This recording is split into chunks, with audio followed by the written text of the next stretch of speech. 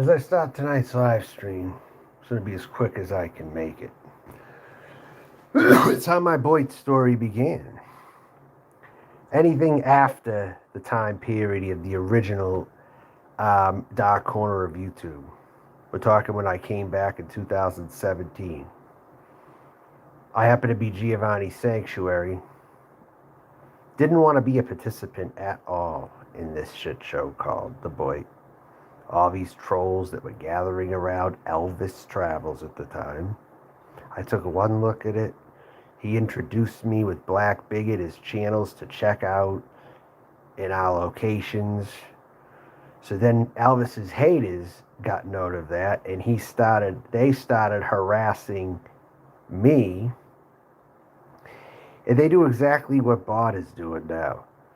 They wanted to harass anyone who was complimenting or getting along with Elvis Travels or showed any sign of wanting to work with Elvis Travels. So I just said enough of this shit. All these trolls are so bad down here. And we're talking about Brad Silverdog. We're talking about Jeremy Harper. We're talking about names like, I think Coates was around. And I think that we had some other ones. We had Harper. We had Cooper. Cooper came a little later, I think. But some of the old BOYT people who were running amok down here before was some of the worst Elvis Travels trolls I've ever seen since I was here last. It was even worse than the dark corner of YouTube, I thought. So I took an absence for a long time. I didn't want to be part of that place because I wasn't in BOYT at that point. I was one of those ones Elvis introduced me or something, and I heard about it a little. I'm like, nah, I don't want to take part in this bullshit. But then I happened to see Elvis Travels on my feed because I would watch him from time to time. And how I got introduced to Elvis, actually, my story about how I got introduced to Elvis Travels, okay, was because because I looked up keywords: crime, Lago, Florida, crime reports of most recent day. I looked up crime in Lago, Florida at the newest videos I could possibly find. Then I see Elvis Travels in all capital letters mentioning Lago, Florida, and then I click on it because it had capital letters and it had a major clickbait kind of title. Then I saw this Elvis impersonator getting lost on the streets. I'm like, this is so hilarious. You're near my old neighborhood that I lived in. I was just looking up Lago crime stats and I find you here. That's how I got back into BOYT, really. Through Elvis Travels. That's how I really got into the BOYT, really. And then after some time went by, I went at Elvis because I knew these people were so gullible. I knew this BOYT group was so gullible that if you kissed up to them and you said you hated Elvis, they'd automatically be kissing your ass if you say you hated Elvis. That's all it took. And then they were on me like, oh yeah, who is this person? We don't really know who he is. Who is this? But he threatened Elvis Travels with the baseball bat. I want to know about him. I might want. And Dave the Fisherman offered to drive me there, actually, and take a road trip to get Elvis Travels. This was 2 years later, after 2017, when I came back as Melted John. And then Jeremy Harper was something like, oh, yeah, that's Giovanni's Sanctuary. That's Giovanni's Sanctuary. I'm doing them right. Kind of starting to do them, you know. So this is Giovanni's Sanctuary. So Jeremy Harper outed that, okay? And I'm like, all fine and good. Someone was going to out me, you know, whatever. So I scared the hell out of Elvis. And then that got me over here.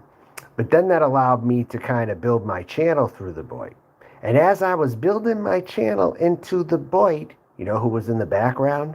Anderson Henderson, Abby, and Harold. And I would communicate with them. Before Noodles came, before Noodles was even a part of all this, okay? I had Anderson in my Facebook, Abby was in my Facebook, and so was Harold. And Penny was too. Throughout the years I was not on YouTube like this, the capacity that I had been on YouTube. Penny and his real name was on there on my Facebook, and there was really nothing going on YouTube at that time for us.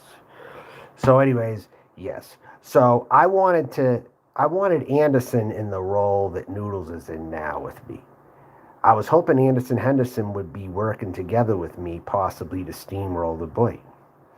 I was telling him about Rosie, I was telling him about Elvis, and I relayed the information to Harold. Like, I think that there are some people to be going after in this community, and just look into Rosie and Elvis and tell me what you think, because they're the biggest people in the community right now. And then that would trickle down to whoever else I would have got some info. And I'm like, oh, then I could give the info back to Harold. Like, this other person here is pretty concerning also. And then we got the Berg show. What do you think of the Berg show? I was like pretty much giving them the big names, you know, like the big names of these people. And then along with some other ones maybe along the way. I didn't have a desire to give him Lindy though, really. But I gave him pretty much those people to start anyway. And then it was pretty much, I wanted to make this a bulldozing through the BOYT though. I wanted to work with Anderson Henderson because we were like OGs and had enough respect for each other at the time, even if we weren't really friends. But then along the way, Anderson tells me the story about how he killed this guy by the name of Prince Christopher, named Christopher Aldridge. He went by Prince Christopher on here. And yes, and Anderson told me a personal story how he cut up his body and put it into body bags. So the real serial killer here is Anderson Henderson. It's not me. He's got more of the mind for that than I really do. He told me that story. I'm like, this is fucked up, Anderson. And you told me that. But then when you get on the outs with me, I told people about that. Yes, I did. Because it was pretty fucked up. But I wanted to work with Anderson prior to all this. This was before I became trans. This is before I started noticing myself as trans. All of this was when I was in communication with everybody over there. In Anderson and Abby and all that kind of shit. Hey Ziggy, what's going on? Have you been following my channel lately or no? But anyways, yes. This is how I came into everything. I wanted to report back to Harold and Anderson. I told them about people that I've been seeing in the BOYT as I was growing my channel. Anderson at the time didn't have the desire to come to YouTube in this way. He didn't. He was in the background more or doing his other videos. But he wasn't really involved in this BOYT stuff. Until he decided to get jealous of me as I was growing my channel, and then Noodles came to the community or whatever and gave him some ideas or whatever got in his head some. And then Anderson wanted to, and then Carrie instigated a lot. That's why me and Carrie go back quite a ways too, because that's when I first found Carrie, and I blocked her as soon as I met her. At that time, it's like I sensed she was bad news at that time. All the same. I didn't get her. She was like trying to act super friendly, but while having all these other motives. Kind of like the people Abby warned me about if I was going to move to Texas. She's like, oh, they'll all be like Ram Hat. They'll all be like Abby. You think, Carrie, you think you'll like Texas, Melton John? That's what she said to me. It's funny because I remembered when she said that to me. It's almost like in this sick and twisted way, Abby was looking out for me in this weird, crazy way. You know? And now that's a reference point, kind of, that I can use. You always had you sub, but had business guys, you're going to get this probably worth the rest. Yeah. Oh, and I've actually been getting some information more about Los Angeles through Karen's old man who just came into the room. You've been telling me about California lately. And I think you're out in Los Angeles, Iggy, aren't you? Somewhere around there.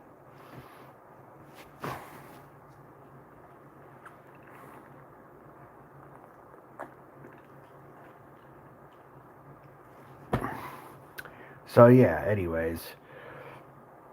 But yeah, that's how this all started. I wanted Anderson in the role that Noodles is in now, with Anderson out of the picture, because Anderson was dead weight, let's face it. Anderson kept coming back and leaving, and he would just be boring. He would be like the cock block every time he came in and out of this community. And now it's less boring without It's less boring without him and without Tasha. Let's face it, they are good. They are net losing them was like a net gain for the community. It really was, because then they would get people to view them and their gripes and their shit or their boringness, and then that would take views away from some other people like me. That's what that would do. So Anderson and Tasha, losing them was a gain for the community, whether people realize that or not. And that allows me to do more what I have wanted to do this whole time. It's opened up the door for me, actually, to just do what I wanted to do. Do what I had hoped Anderson could have done with me years ago, which he failed me. He turned on me and he failed me. And then he decided to go against me. But I wanted to work together with Anderson to take down this community or bulldoze through it. Because even though I knew he was a flawed person, I still thought that maybe I could have worked with him if things were contained. Or Harold was the boss in the background talking to us, you know what I'm saying? And then we were hoping that it would have been like a force to a degree. And then that's when I was cool with Abby, Anderson, and Harold at least a bit more. You could say, so this is how everything all started. And then we all fought each other and got off track a bit. Always much love. I got to get going, but I heard the curse, had to pause halfway through. Which curse? I had many of them. Whoever that was, they should know that it is very real. 666. Indeed, Ziggy. Till next time. Okay, thanks for stopping in. Thanks for reintroducing yourself in here, all right? In case anyone wants to kick you, I'll give you a protection wrench, all right? So there. Anyways. San Diego. Now, see, San Diego would not be a place I'd want to go if I was going to go to California for obvious reasons. It's a sleepy military city. I mean, I was better off in Columbia, South Carolina, possibly, than in San Diego. And plus, everything I heard about San Diego, and just combined with that being a military town, I wouldn't want to go there, really. Yeah, what do you think about San Diego in general, Karen's old man? It's nice to get opinions. I've gotten enough on it, and I've researched enough about things, but it's always nice to get someone else's views also. I know San Diego used to be a place where ex-military jocks kind of moved to or whatever. You know, or maybe people who hit the gym or something, and they were ex-military, and they were military or something.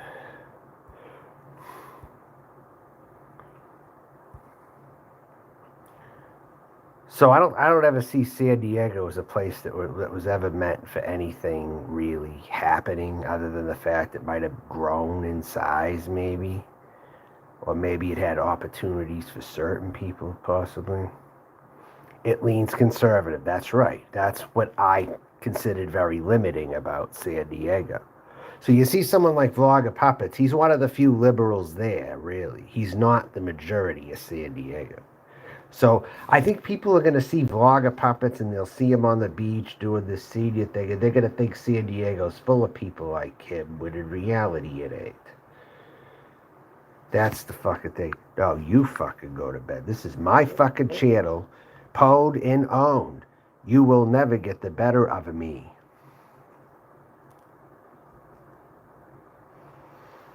But yeah, people don't think San Diego. I mean, people shouldn't think San Diego's full of people like Vlogger Puppets. Just because a few people like him are in San Diego or somewhere like that.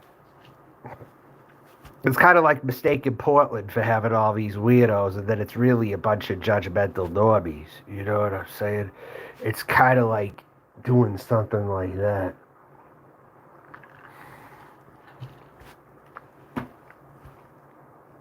Downtown San Diego and Ocean Beach has hippies. Yeah, you got to be in like a small section of it, though. That's the thing. I like to know that you can go spread out and find these kind of people, you know?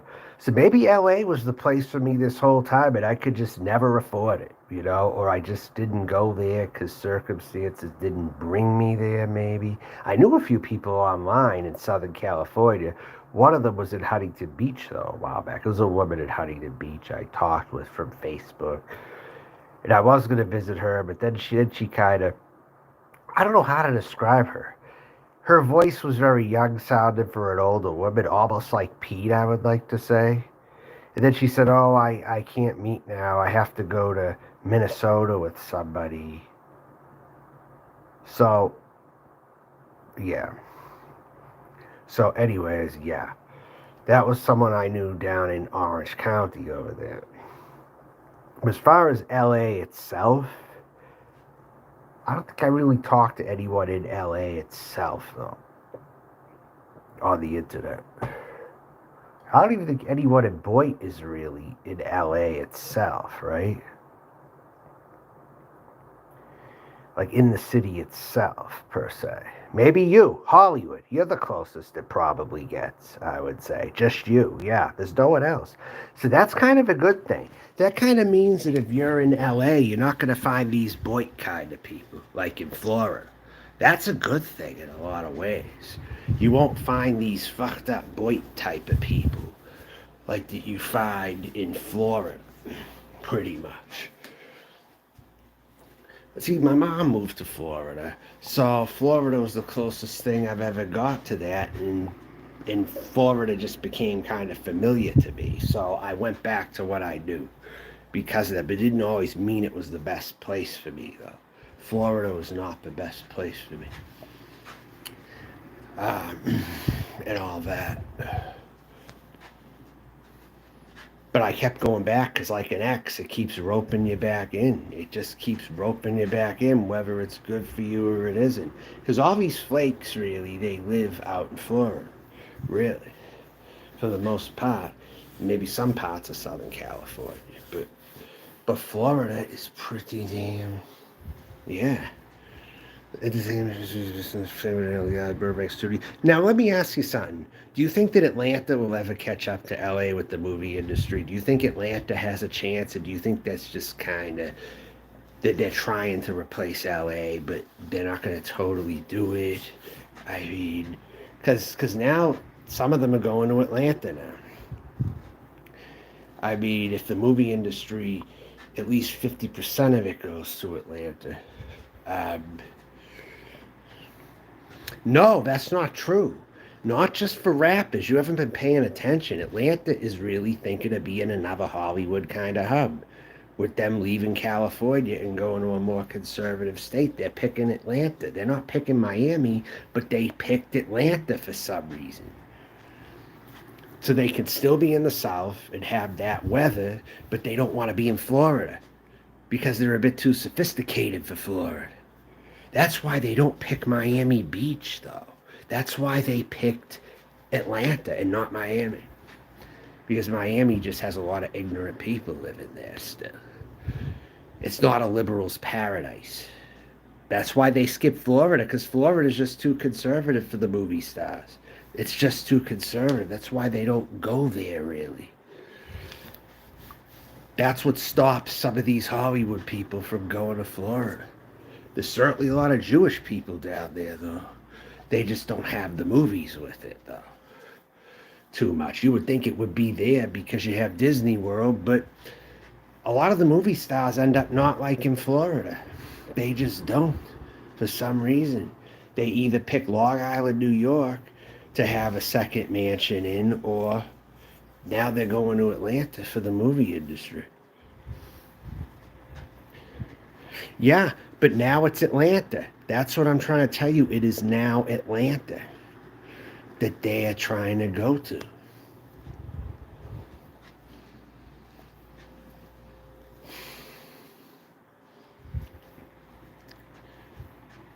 That's it. Family friendly. In Northern California is more so-called family friendly also, like Sacramento. That was supposed to be family friendly as well.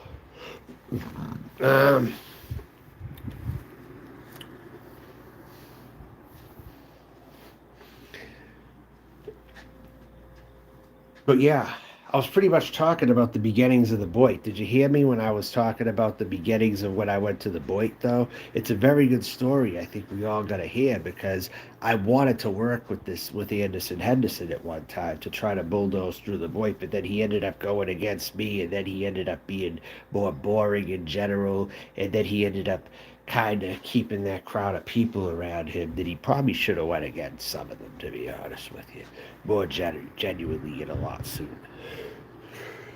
You know, he went out the lame way, if that makes sense. But it doesn't matter. They're still going. There's white communities in Atlanta, you know. Peachtree City. Look up Peachtree City. That's where the movies are going now. Peachtree City. That's a white community. That's a very white community. And that's where they have some of the headquarters of the movies over there. Like in suburbs outside of Atlanta, they're trying to do things. That's the stereotype, is that it's gay black folks, yes, but they're doing that also.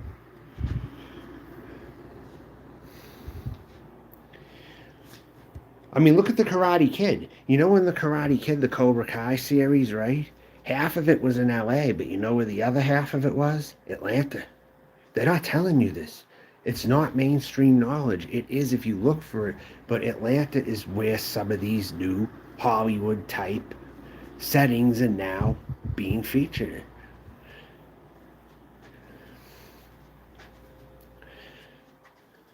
Okay, and what did you think of that? It wasn't anywhere close to that in 2013, but it's a new thing now.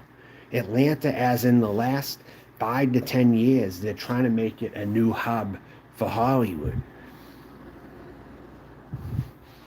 In the Carolinas, possibly too.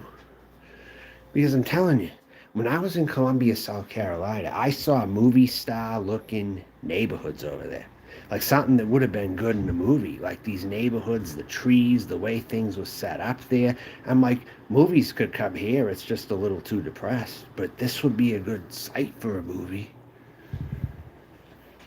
That's what I was thinking when I was in the Carolinas. Like the South, if anywhere in the South would be a place to go to, that's where they would pick Atlanta. And then maybe eventually the Carolinas. Who knows? But it would just take some attention away from LA, possibly. If you want to think about rebuilding it and making LA better, right? If some of that stuff escaped, wouldn't it kind of be better in some ways, maybe? It wouldn't have all the traffic like it's had, maybe. It would go to the Carolinas and Georgia instead. I mean, that's at least what I was thinking at that time when I heard Atlanta was going to be the new hub for all this kind of stuff. And with COVID happening, I think it accelerated everything more to go that way. Because in the South, they had less mask mandates as well. So that wanted some. The mask mandates in California were strict also. And some of these people wanted to go to the South. COVID fueled Atlanta kind of be a movie star spot now.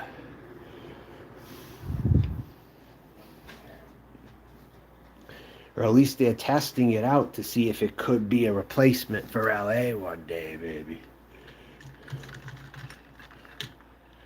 Because look at it like this. The old Hollywood actors are dying, right? They're all kind of dying off, right? There aren't going to be many replacements for them, right? So they're setting up settings, I think, for where some of these young actors are going to be, and they picked Atlanta, kind of, for the next generation of actors. LA is going to be so old generation for Hollywood actors. That's what I'm trying to say here. They're trying to groom like the younger actors into the Atlanta setting a little bit more.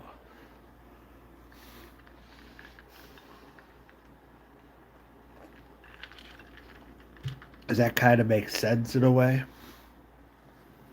Because it certainly does to me.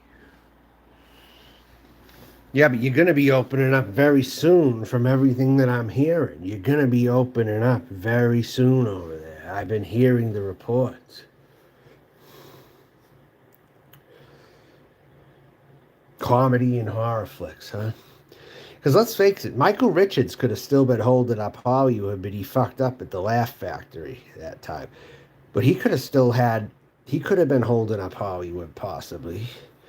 But he's one less person they have now. June 15th, but hey, that's enough time.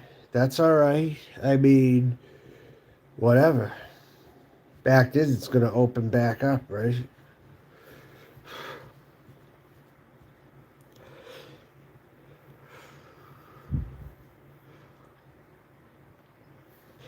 But who does Hollywood have for actors anymore?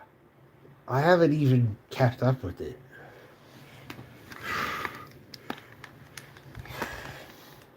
But anyways, back to the point of this video. The attention on what I was talking about, all right? The culture creators out here changing. Yeah, probably. But they're going to Atlanta. That's what I'm trying to tell you. They are moving to Atlanta. So if you don't want the Hollywood attention in your city, well, it's going to Atlanta now. So they're going to bear it now. Maybe not LA as much anymore. But anyways, back to this. Okay, about BOYT now. How Anderson Henderson got arrested and Tasha got arrested. It was a good thing that happened because now things were just moving slower and they were like cock blockers for the community to speed up the destruction down there. They were slowing it down. Totally. And I've disappeared for many months at a time, and we all saw what the place looked like when I wasn't here, right? It was boring. It was more boring, and people were just being catty with each other and just kind of not, And now I'm back, and now everyone's complaining about me, and I only did what you all wanted me to do, I mean, right? So that's on you. That's all on you, you know? So I've taken breaks for many months at a time. But then I saw what it was like when I kept taking a break. But now I'm like, I have to step in here full force now. I have to. Because I can't just be able to watch a place without myself in it. You know what I mean? I can't. It's not like there's anyone out there who can really replace me down here. I thought David Belo might have been the one, but that turned into a hoax, kind of. The Russian Jewish folks that run Hollywood could go anywhere to film. Okay, then maybe they won't, but those Russian Jewish folks will be leaving your city. That's what I'm trying to say. Someone's gonna leave, no matter who it might be. That's another thing. I ran into a trans person a long time ago in St. Petersburg who was Russian and Jewish. Think it's a possibility her parents used to be in Hollywood? And they moved to St. Pete, Florida, possibly, and raised her there? Because she did not seem like a Florida type of person at all. More like raised there, but could have had parents maybe they were where you were before. And they moved out of here and went to St. Petersburg. Possibly.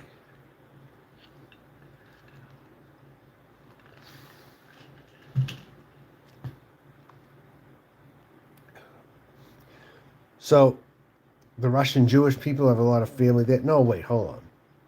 They moved to Florida, though, didn't they?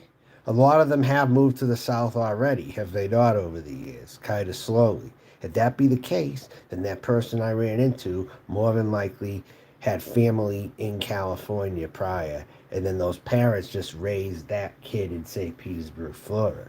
So they still had kind of like their California-ish sort of personality, possibly, even though they were raised in Florida, if that makes sense. Have you heard anything like that? It would validate what I'm trying to say if you heard anything like that. Because there were some people in the fucking past that, there were some people in the past who were in Florida and they reminded me of people who were in California.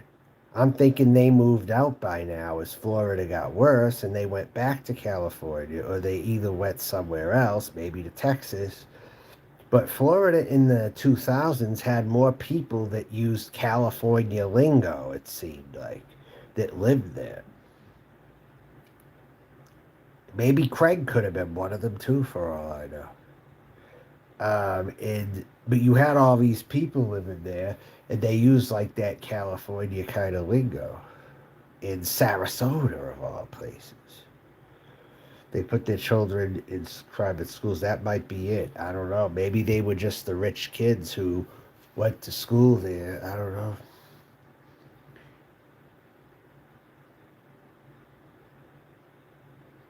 But whatever happened, the punk scene came to Florida.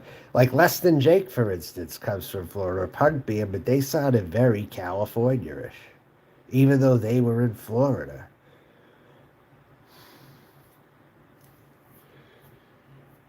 Um, they didn't sound like a typical Florida kind of outlet, though, at all. So then you got University of Florida. So Florida doesn't have the punk element anymore. They're getting rid of all that. They're getting rid of anything that was California-ish that was in Florida. That's what I'm saying to you. Like that liberal Californian type thing that I was feeling in Florida maybe in the early 2000s has left now. I mean, as in more liberal, as in more punk rock, as in all that, it's left Florida now. It has gone somewhere.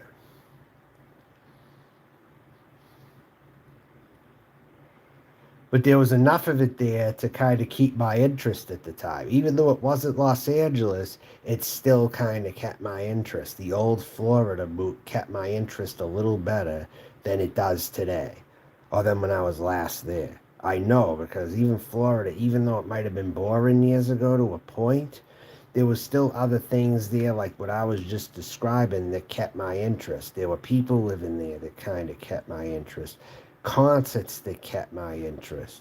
There were more things going on there some time ago. They're trying to turn Florida into a gated community now. They're trying to turn everywhere into a gated community in Florida now. Even the cities. They're trying to do that there. It's boring, much more boring than I remembered it a long time ago. It's more boring now. And I'm even talking Sarasota, Braden, and Tampa was more exciting then than it is now, and was the closest I was ever going to get to what I had wanted in LA.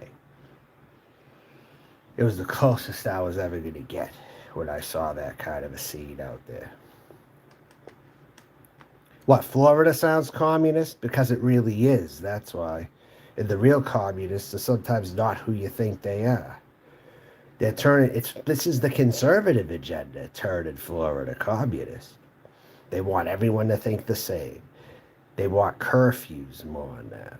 They want all this. And while, I mean, I agree with curfews in Miami Beach. If all they're going to do is misbehave when they go out somewhere, then I am for curfews.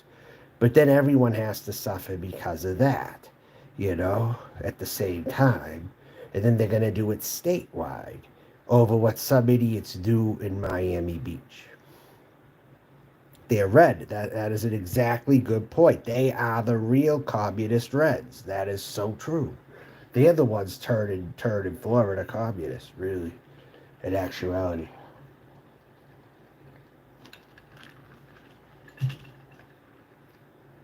It's not going to be fun for those people anymore who used to think Florida was somewhat of a fun place. It's just, because when I was just last there, it's more boring and it's more expensive. So even though the nice weather's there, that's about all it has going for it. It wasn't enough to keep my interest. I don't think living in motels is healthy long term. I don't think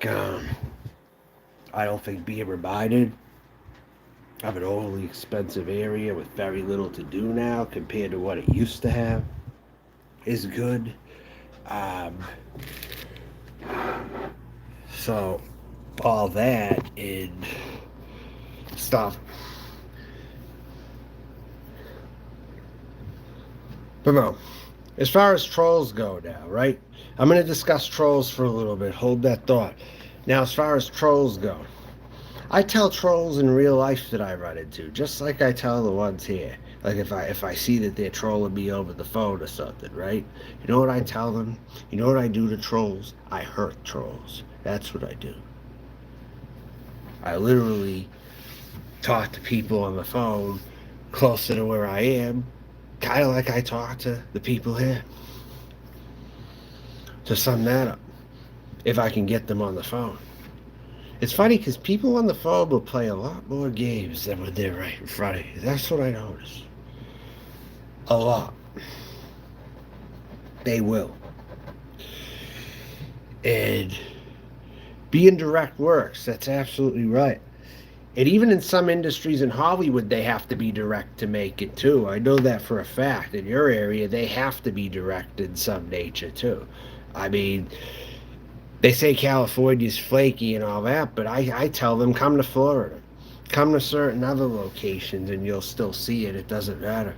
I think it's just all across America now, to be honest with you. But I do know that with the nature of LA being competitive and stuff, that they do have to be direct in some areas, definitely, to get things done, or else it wouldn't have prospered. I don't think a flaky civilization prospers, to be honest with you. I think it holds back society if you're a flaky troll. I just think it's the most terrible thing you can be. It's the most lamest, most terrible thing one could be. It's a total waste of life. Those are the people you want to wipe off the face of the earth because they do nothing for the earth. You know what I'm saying? They do nothing for the earth.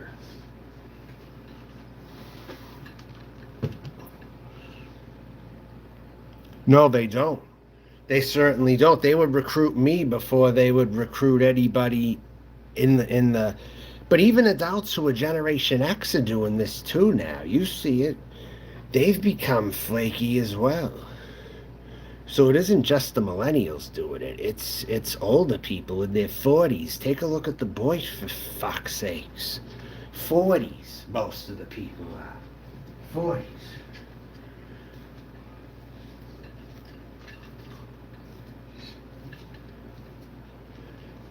Most of these people that I run into are 40s, mid 40s even.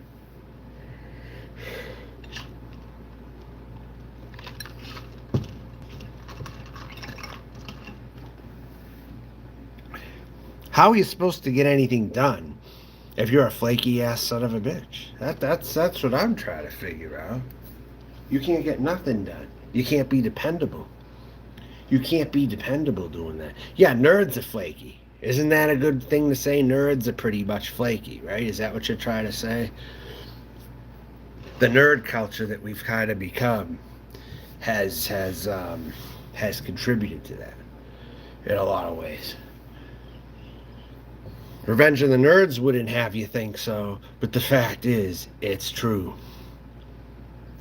That's what it is. Yeah. And then it's influenced how society is too now. That's the thing.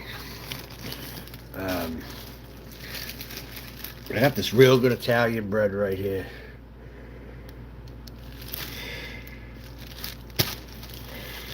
Called Rotelli's Italian Bakery. Family owned since 1921. Right here.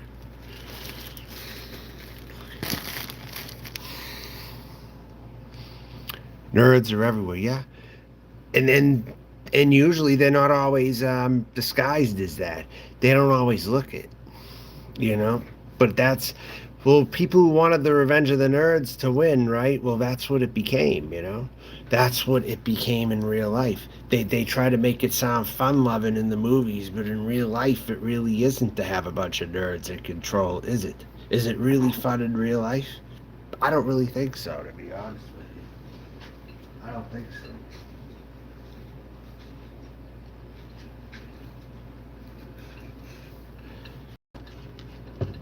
To have every woman liking the nerds before other people, That's what we're living in right now. All these troll nerds that are on the internet, okay, all these troll type of geek type people, um, have the women in. Just take this community for example.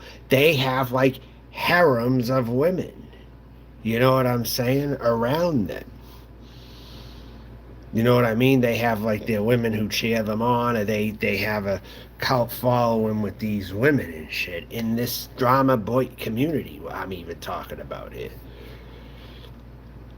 So that's what Revenge of the Nerds would have been if it was in real life. That's what it would have been. They just put a funner spin on it in the movie, but reality doesn't really speak the same way. Although it did show the head nerd taking the cheerleader from the jock. That's what it showed. It did show that. It did show the jock as the loser, though. It did. Kind of like the people who think more like that on here are considered the losers who get trolled. You know what I mean? That's real life in it. In the movie, Louis Skolnick took Betty Childs, okay, from Stan Gable. And then it was the end of it. You know, they went away. They didn't really talk for a long time. So there was no chastising. But in real life, there is, though. That's what I'm saying. But Lewis and his nerds didn't continue to chastise Stan Gable over the years. You know, they kind of left each other, sort of, and nothing happened until they met up again a long time ago. But in real life, the nerds chastise now online the people who are less dorky than them, I should say. They might not all have to be jocks, but let's just say less dorky than them. All right? Like myself, for instance. Now, I know I got glasses, I know I might have a certain appearance, but in actuality, I'm really not as dorky as some of these people are. I mean, when I was in school, I was more inclined to play sports than be a total nerd, I'll tell you that. If I was going to pick a path out of the two. Um, You're concerned that people are going to get hurt in the next several years? Yes, they probably are. I mean, who do you think are getting hurt? Who do you think will get hurt? You think the nerds will get hurt because everyone else will have enough of them? I mean, what do you think will happen? Who's going to get hurt in the next up and coming years? I want to tell me who you think is going to get hurt. That would be very helpful.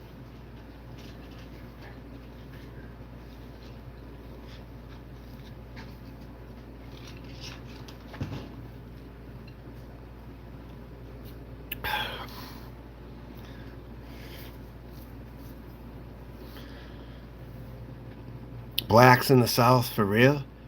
I don't know though. I don't think there's going to be much fighting in the South amongst the people. You think so? Because when I was there, I didn't see whites and blacks ever fighting each other down there. I didn't see that. They just pretty much separately go their own ways. They shop in the same stores, and they don't even bother with each other much, except and then in the hood maybe, depending on what city you're at, whites and blacks even mix. But for the most part, they either mix or they pretty much ignore each other. They don't really fight though. That's what I saw down south. More. Now it's in the north where people fight over race. They still do that in New York. They still do that in Massachusetts. They fight over race up north, more so.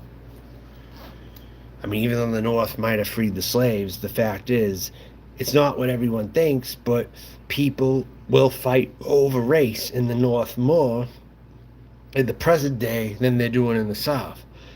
And then in California, they're fighting over race more than they're doing in the South also. I was in the South, and what I pretty much saw was blacks and whites shopped at the same stores. They'd be polite to one another. The ones that didn't mix were even polite with each other too, and then others mixed, depending. That's what I saw when I was down there.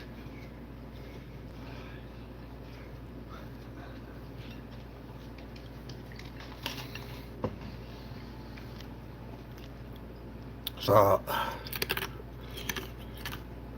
I noticed what? Yes, I did notice it. That's what you're saying. But what did I notice again? What? Remember in the Northeast in the 70s and 80s? Yeah, you do. So, yeah, California and the Northeast are closer in regards to the fact that people of different races fight each other more. Yes. I notice all my life I've noticed when someone's tried to tell me I'm going to hell, but I have been there. Don't need to go there again. All this time I ask him why. Why do I have this hurt inside?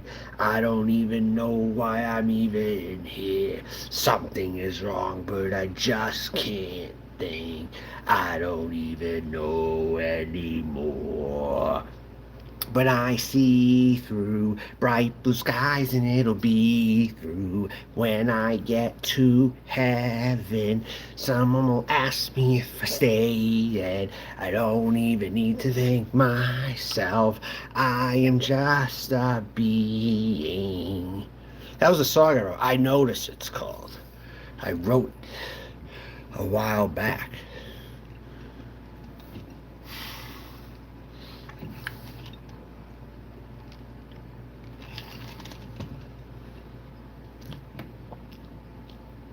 Philadelphia, I didn't think was really segregated. I thought New Jersey and New York were. I thought Philly was mixed, though, a bit more, judging by the neighborhoods. I thought South Philly was mixed with Italians and everybody else living in it. That they mixed or whatever.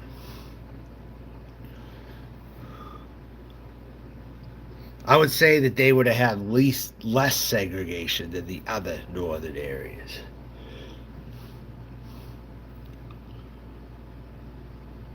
Right, Philly's not as bad as New Jersey, I don't think, with segregation.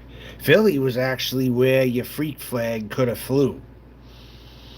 I see Philly as the most liberal city in the Northeast, actually. If you're going to pick a liberal city in the Northeast, genuinely and socially, it's Philly. Politically, Boston.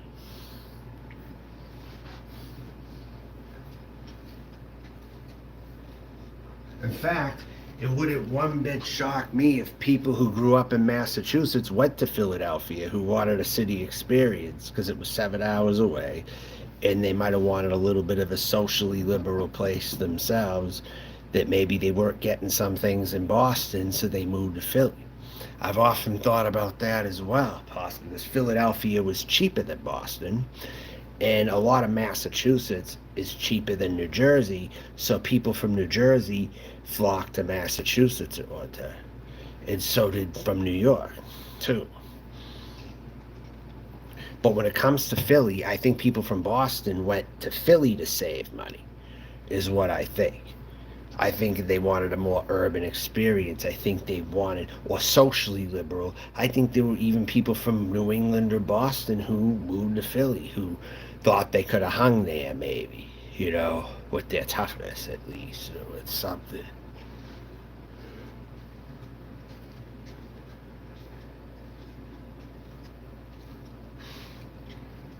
And if they were Italian or Portuguese, especially, they would fit in if they went there. More so than they did in Boston. So some of those people had a motivation possibly to move to Philly if they were Italian in Boston or something. Plus, some of us grew up seeing Rocky too, and all that. So there's more ties to Philly and Boston than people think there are. They're insane rivals in sports, but in some ways they're similar too, like in the fact that Philly's the most socially liberal city, but Boston's the most politically liberal city. And even though they passed gay marriage in Mass, they didn't do it in Pennsylvania. Philly is still a more socially liberal city than Boston. That's the determination I've come to.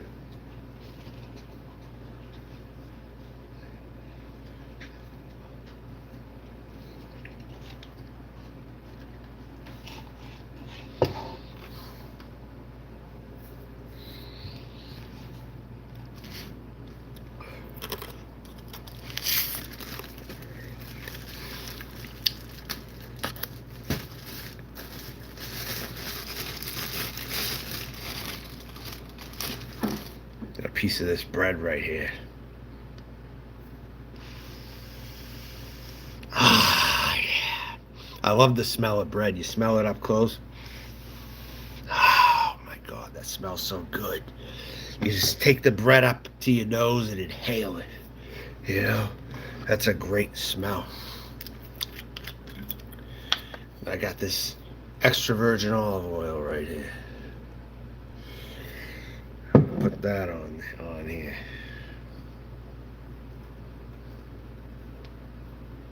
Got a piece of bread here with this olive oil on it.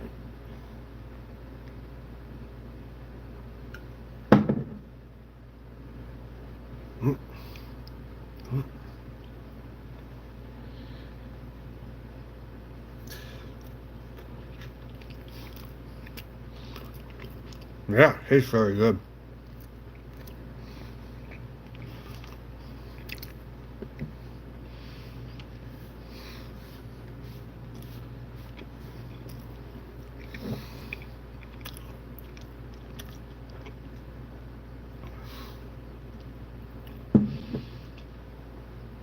It's better if you use certain bread too.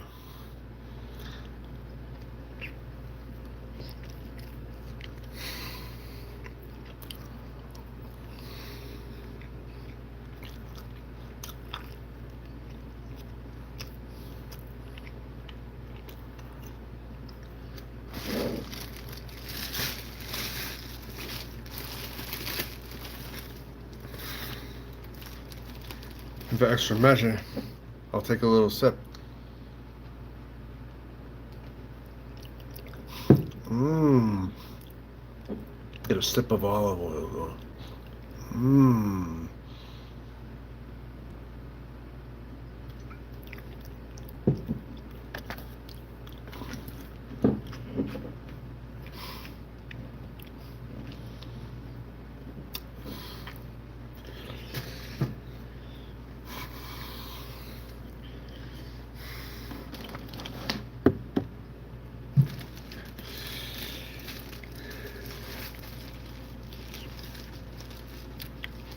Oh yeah, what are you monitoring lately? Anything else you've been monitoring? I've been monitoring what's happening in places is what I'm doing. And the weather patterns as well. I saw about the Texas tornadoes and stuff. I heard all about that.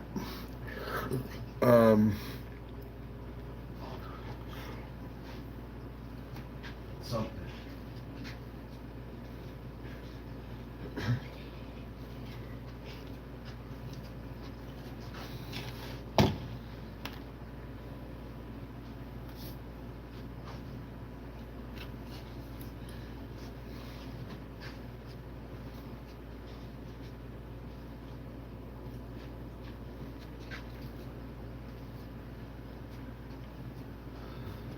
Hey, you know what this fucking dork earlier says to me, right? One of the head trolls of the BOYT, right? Says that he still got my address from Oregon. Or my mother's address from Oregon. Because you know how we even got it to begin with? Because I managed to slip up and show a paper that said where I was. Okay? And that person was so quick to clip it. That's a very fucking nerdy thing to do. I think you clip that and then you save it and you keep it in your records. Someone's information and they're just like, oh, I gotta get that with the camera. I gotta get that. And then they save it. Yeah, exactly. Then they save it for a long time. Like it's relevant right now. Says he's got my mother's address there. The only reason why he got it, he didn't have the capacity to get it any other way. Other than if I had dropped something on the table, say, and it showed up in the camera. That's why we're dealing with amateurs around here. That's exactly why.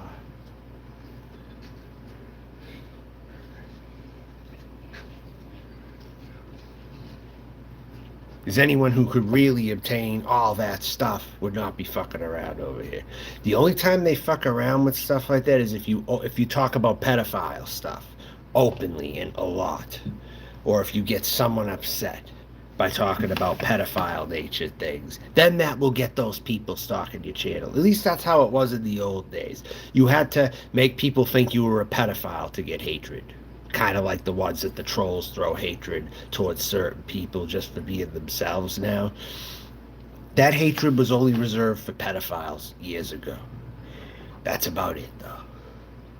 And those people would come down on you pretty bad.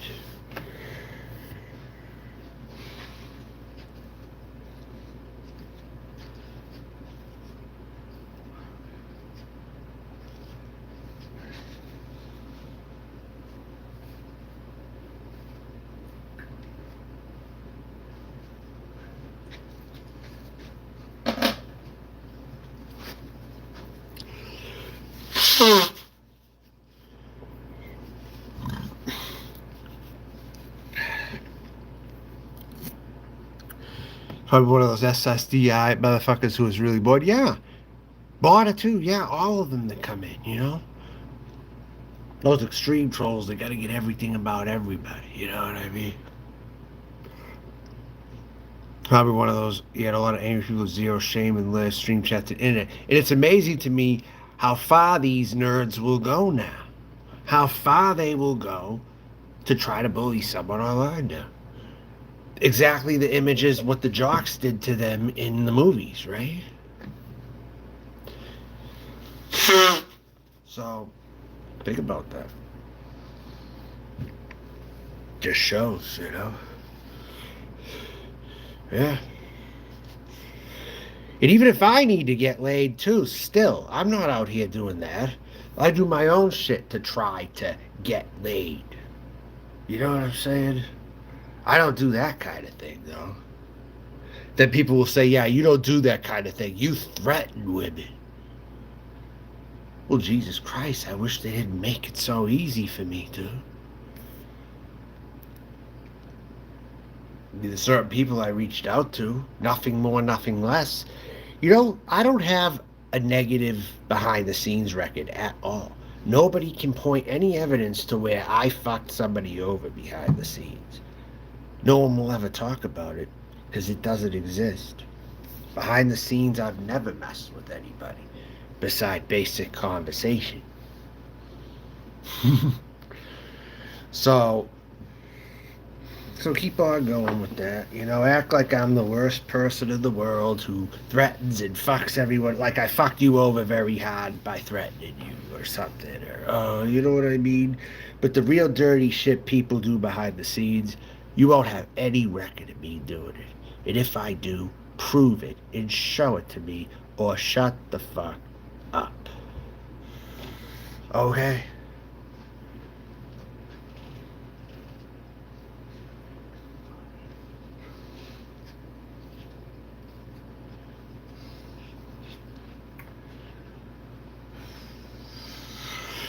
I know some of these motherfuckers in the chats are really sick and make threats, so I have to take it seriously. Yeah, you do. You absolutely do. And then I was laughing because I caught up on this guy, Craig's stream, where I was like, oh, these people are the ones who are really crazy. Then they say we're the crazy ones. No, these ones are the real creeps. Like Craig was trying to... He was so amazed that people like me or Bergs or anybody else, even Noodles, would think that this whole community was crazy, you know? And they were just dumbfounded by that. Like it didn't exist, you know? When it does exist. If this is his idea of a good community, then he's fucked. You can't be friends with people down here like that.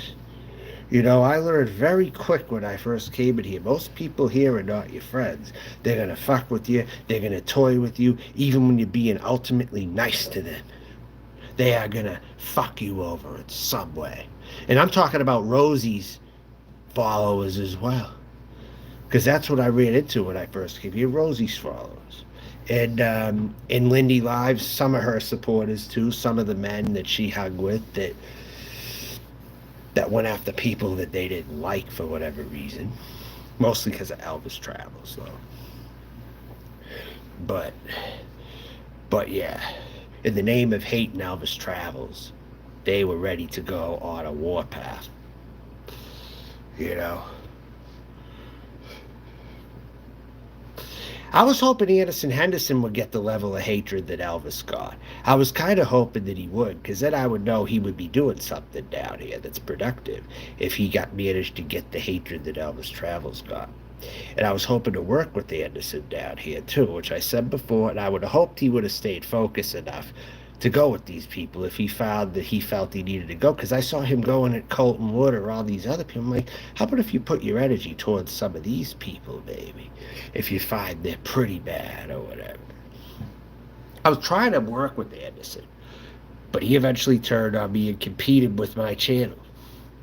And then he ended up losing to me then when he tried to do that. So I was the one who was correct the whole time. I'm like, work with me, Anderson. Don't go against me. You know what I'm saying?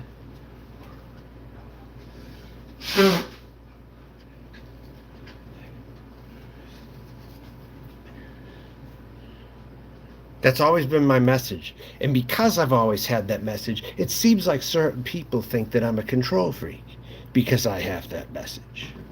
Well, work with me or it will go the best? No, that's actual fact. You know, you will go against me, you end up losing, even in the spirit of competition. You know? Now, someone who I'm upset with, okay? I'm going to say this for the record. Hazel's Reptiles. You are blocked on here. You are not welcome to speak to me ever again. You will not talk to me. You will not talk friendly to me. You are to not talk to me because I saw what you said in Craig's chat. I'm watching his side chat for people like you. And I'm going to call you out on the spot. And with so many people like you in his chat, I'm not even going to have to call him out anymore. I'll just put the focus to you. That's all. To any of you betraying sluts and Jezebels who hang over in that chat. I saw Hazel talking shit about me today, which she usually doesn't, at least when I'm around.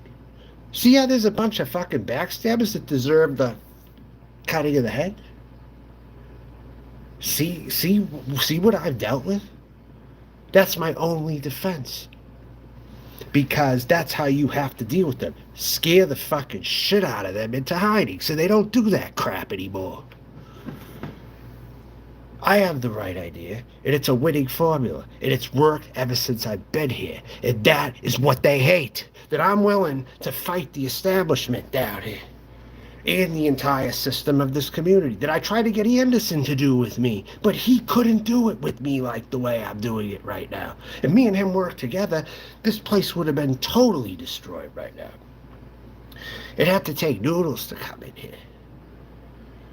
It had to take Noodles to come in here, really. For good or for bad, you know? Noodles came in here, and then a lot of these people in BOYT weren't even streaming anymore. The Soy came in.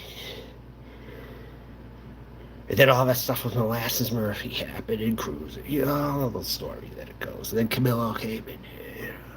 But hey, you know what? That shake-up in the community happened just naturally. And even with them gone, a lot of the place is still dismantled from when the Soy was in here last. And then I'm coming back to push right through, and there ain't nothing any of you dorks can fucking do about it. And all your harem of crazy, flaky-ass women who backstab others want to talk about me and fucking talk shit about me when I'm not around, that I'm coming for you too. Whether it be Hazel, whether it be anybody else, Cassandra, whoever it is.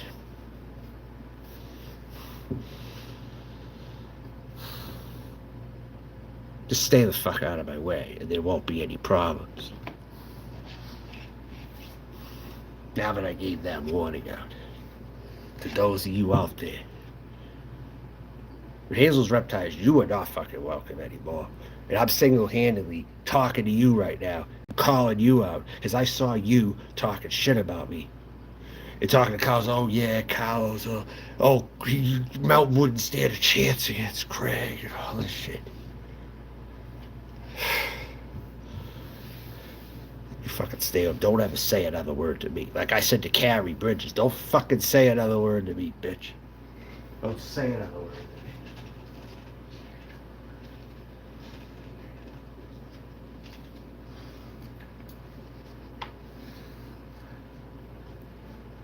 You want to have your tongue way up Jasmine's asshole, and you want to hang with Craig, and you want to do that kind of thing, then I'm blaming the supporters of these people. That's wrong. Oh, you know what? Actually, maybe you're right. So what? So what, dude? So what if I'm there? Come and get me. Come and get me. If you think I'm there, come and get me. Come and fucking get me if you think I'm there. Come and get me. Otherwise, shut the fuck up, pussies. That's not like me. I told her she had a potty mouth. Is that right? Huh. Enough of your games. Your doxers don't get to me. Your doxers don't fucking get to me. Show up. Show up. Don't be a fucking bitch. See, that's what these fucking nerds do, and they hate when I call them nerds because they're doxing me. They're fucking nerds. I'll fucking stuff you in a locker.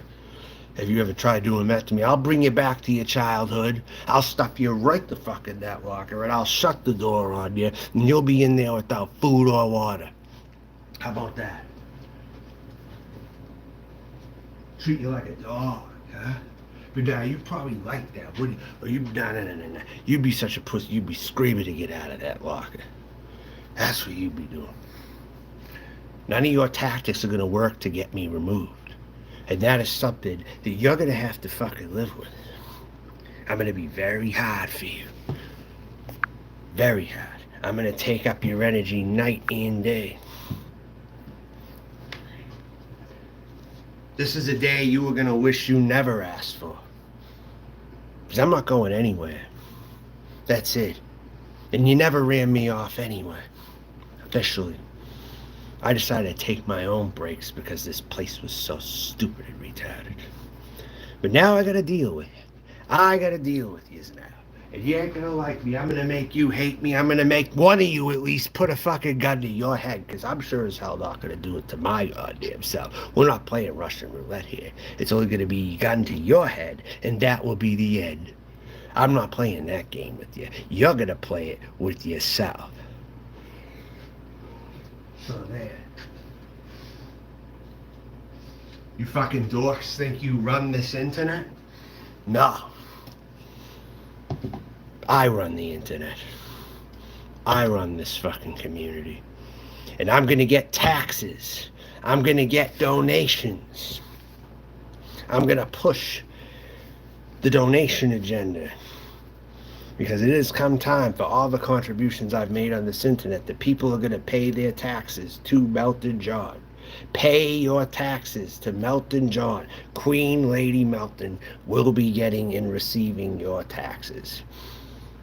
And in the name of pissing off people who hate me, then all the more fun. Because I know there's people out there who love to do that too. So you win, and I win. Right there.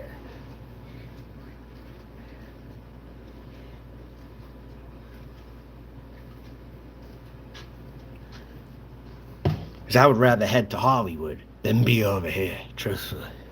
I've earned my stripes. I am who I say I am, and I'm demanding taxes. And I'm demanding respect. And people will hate donation me in the name of seeing your reaction, Craig's reaction, Basie, whoever the fuck else, Hazel's reaction. Carlos is gonna be pissed off about it. Barter, the pedophile robot's gonna be pissed off about it. So send in your donations now in the name of disliking everything that they're about. You will send me donations in the name of hating them and what they're about. People that dox are pieces of shit. So anyone who thinks people that dox are pieces of shit, now is the time to send a contribution to the person who totally deserves it down here, Queen Lady Melton.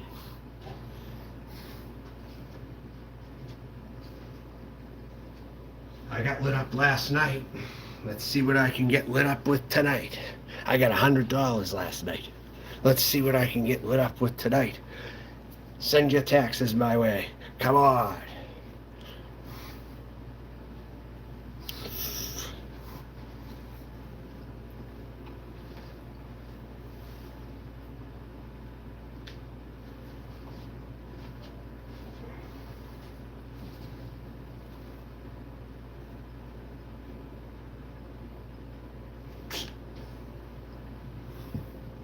That's right. Pay your taxes to the most deserving person in this whole arena. You don't hate anyone enough.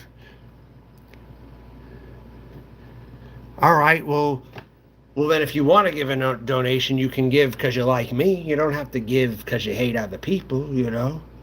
I mean, if you want to do that, don't feel it has to be a hate donation. That's only for the people who like to give hate donations. I'm giving them that option to give a hate donation in the name of the people who are against me and don't want me to exist on it.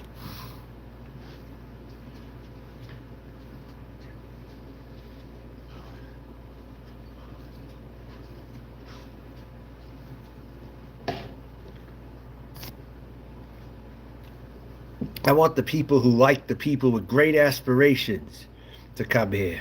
Because those are the people who appreciate the content that they see right in front of them from a streamer with a lot of talent, a lot of entertainment value.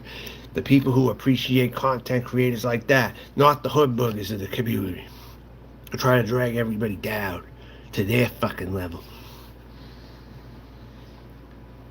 I want the Mr. X's, the Godawnis, and all those people. You know what I'm saying? And the Joshy Biggins.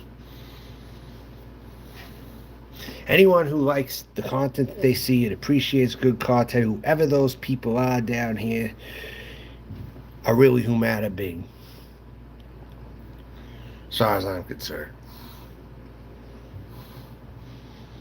Well, if you're against hatred, you will join this side of the fence right here. As I stand against hatred. And anything I've ever done has been against hatred. How many times have I had to say that to people? It's like people forget. And I gotta keep reminding everybody who try to smear my name all over the place, right? They try to smear my name all over the place. I have to remind people over and over and over again. Because these people are relentless. These miserable folks want company. That's exactly right. Yeah, they do.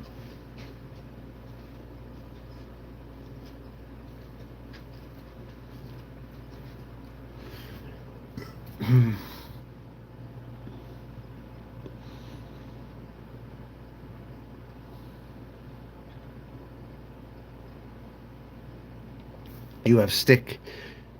What are you talking about? What's attiveness? What's that mean? I don't know what that is. Yeah, these miserable folks do want company. That's true, Wendy. Mm-hmm. Hey, Wendy, I've heard your name being floated around. Is that the Wendy that they're talking about in other channels? Are you the Wendy that Bombshell brings up in people in the drama community? Because I heard a name called Wendy. Are you that Wendy? That's what I want to ask you, because I've heard a name called Wendy going around. But I don't know 100% who it is. I think I heard it on Bombshells or something before.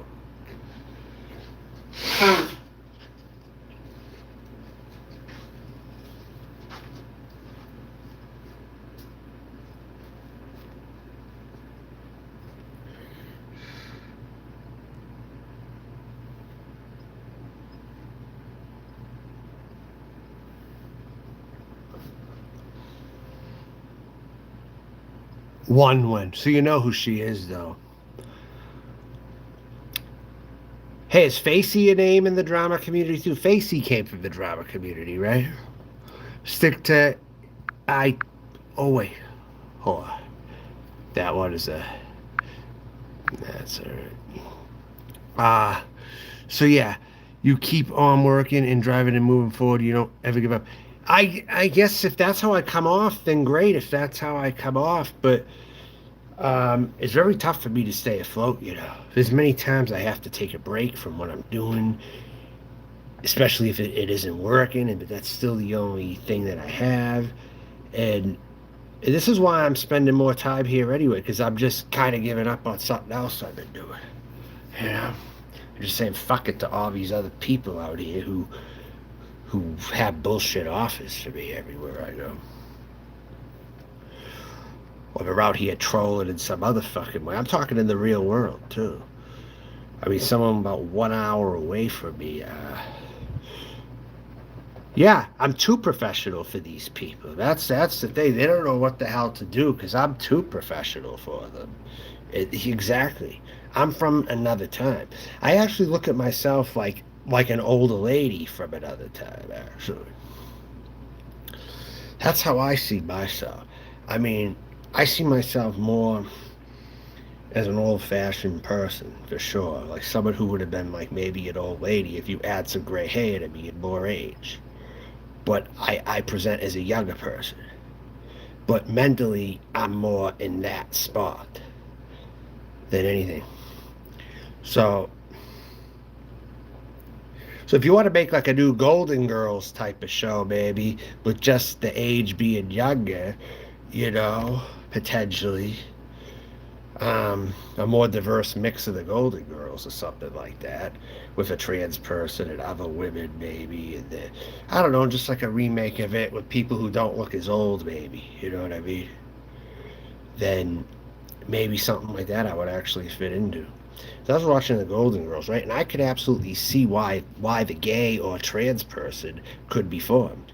It wasn't really because of these child groomers, no, not necessarily. Sometimes it was whatever that head woman was in the Golden Girls. I forget her name.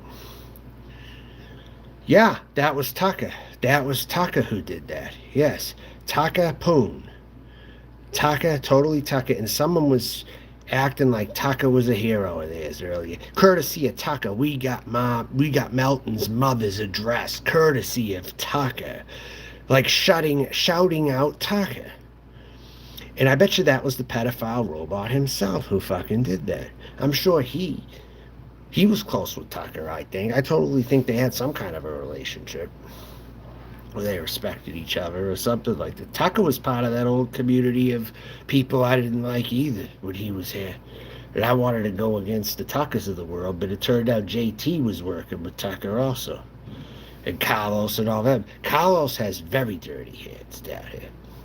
This isn't all fun and games with Carlos. Don't be fooled by that. Everyone tolerates this fucking guy. But since day one, I knew he was a problem down there. As he worked with all those other people too. And he's working with Barter. So they all know about one another. And they all they would support each other. Tucker's not down here anymore because he got outed. But some people still like Tucker. That's what's disturbing. Some people still like Tucker down here after stealing money from St. Jude's and all this kind of shit. Stuff that I never did. I'm too righteous to do anything like that.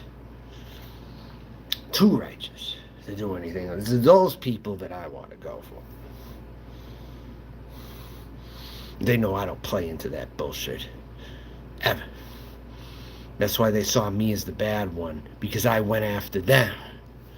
That's why. Perhaps a remake of Three's Company show, but Jack Tripper could play a part-time trans person. I don't know who, but I would picture myself in that role, though, honestly. If you were going to do another role, and say you were in the movies, right? Say you were with the producers, okay? I'm talking to you like I'm talking to a producer, because you grew up in Hollywood, okay? Even if you're not a producer, I'm going to talk to you like you are one. I'm going to kind of role play. Now, I would see myself in the role, okay, of being the trans person. Maybe there'd be another trans person, but then there would be 5 other women, maybe. And whatever color you want to make them, that would be up to you, I guess. Do you want diversity? Do you want it to be all white?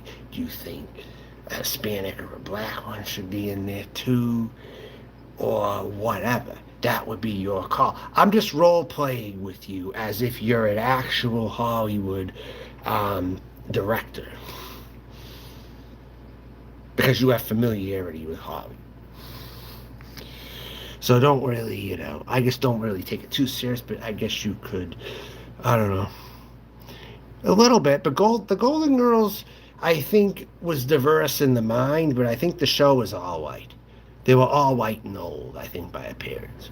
So whatever they want to do in 2022, I guess, with racial demographics of trans, I guess it would be up to them. But I would not mind at all being in an alternate type of a show, kind of like that.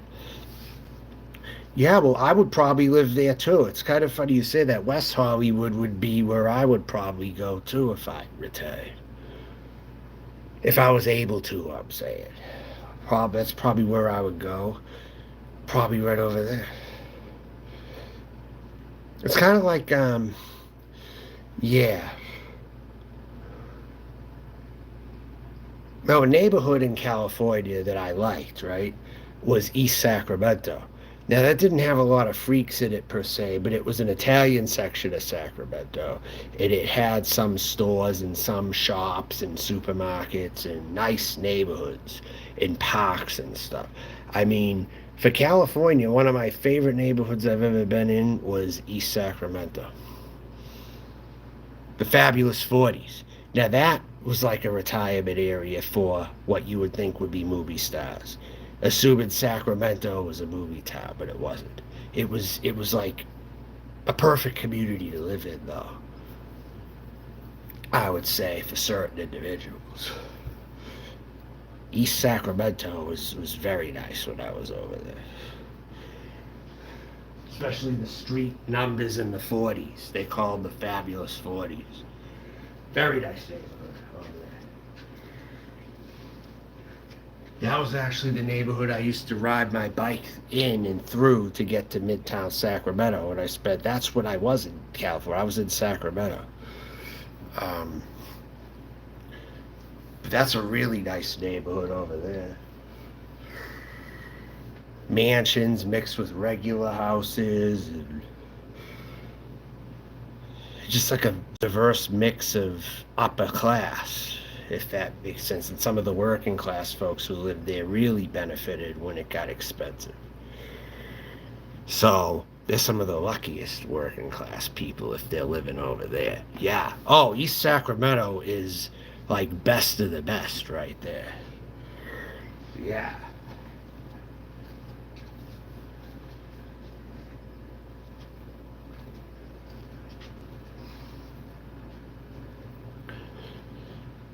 There's going to be a housing crash in LA soon. Colorado some person come down. That's good for me though, because I might do it. I mean, because I'm not going to have my parents forever, right? When one of my parents goes, I'm probably going to live probably right around your area. I don't know for sure yet. I could stay where I'm at right now, but if I'm going anywhere else, I could see it being Los Angeles. I won't leave here for just anywhere. I mean, this is in the middle of the United States. I'm not going to leave here. I want to be between both my parents. But if I ever have to leave here, I'll go to Los Angeles. That's the only other place logically that I think I could fit into. Because Florida's totally out. I mean, I'm through with Florida, totally. So,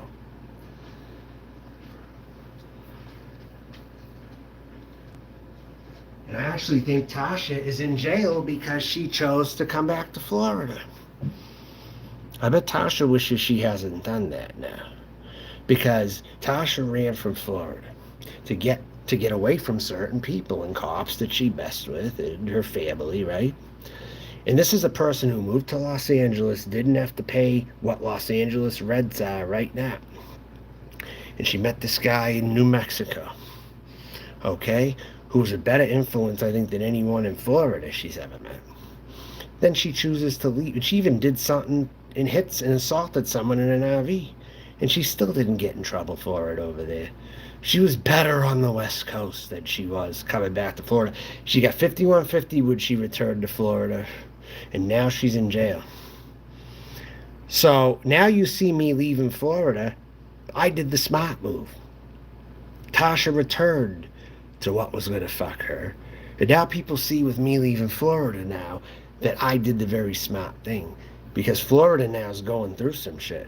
Miami Beach is now having a lot of turmoil with the spring break, and now there's bad weather going on in Florida, like tornadoes are happening there, or hurricanes or something, I forget, but there's major storms coming through Florida right now.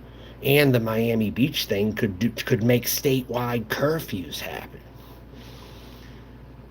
So they may end up looking more restrictive than California in 1 year. See how it can reverse just like that? See how it can reverse? The governor of Florida is trying to brag how he's the freest state, but all these people are violating codes and being too crazy, and they're gonna have to do curfews, and then it will not be a free state anymore in 1 year or two. That's what's gonna happen to Florida right there. Hi Jody, what's going on? Just addressing some things, the beginnings of BOYT, what happened to me. It's a very good story if you hear the earlier part of it. When did I run quickly? I guess through when I fucked up when I was younger, and I just gained wisdom as I get older. Some of those people passed away who tried to give me wisdom, and I picked up that sense, and I just kind of went with the flow, I guess.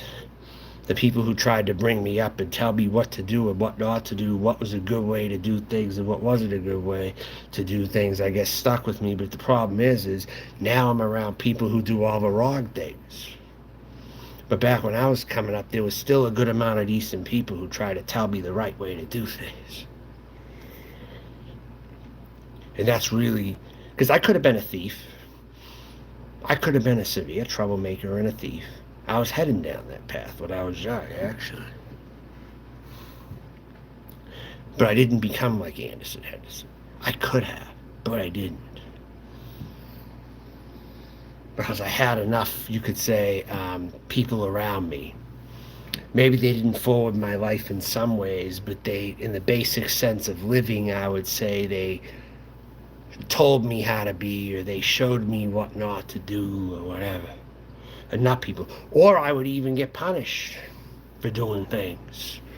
If my parents weren't going to do it, someone else did, to a point. If my parents weren't, I'm just going by when I was young, maybe growing up or whatever. Maybe teachers in school, maybe someone else I came across who I might have had a problem with. I don't know. Now I got all these people in their 40s acting like how I used to before I ran into people who told me not to do that very thing, like troll or steal or do whatever. By the way, our governor sucks. I used to like him and voted for him, but he doesn't care about the people of Florida.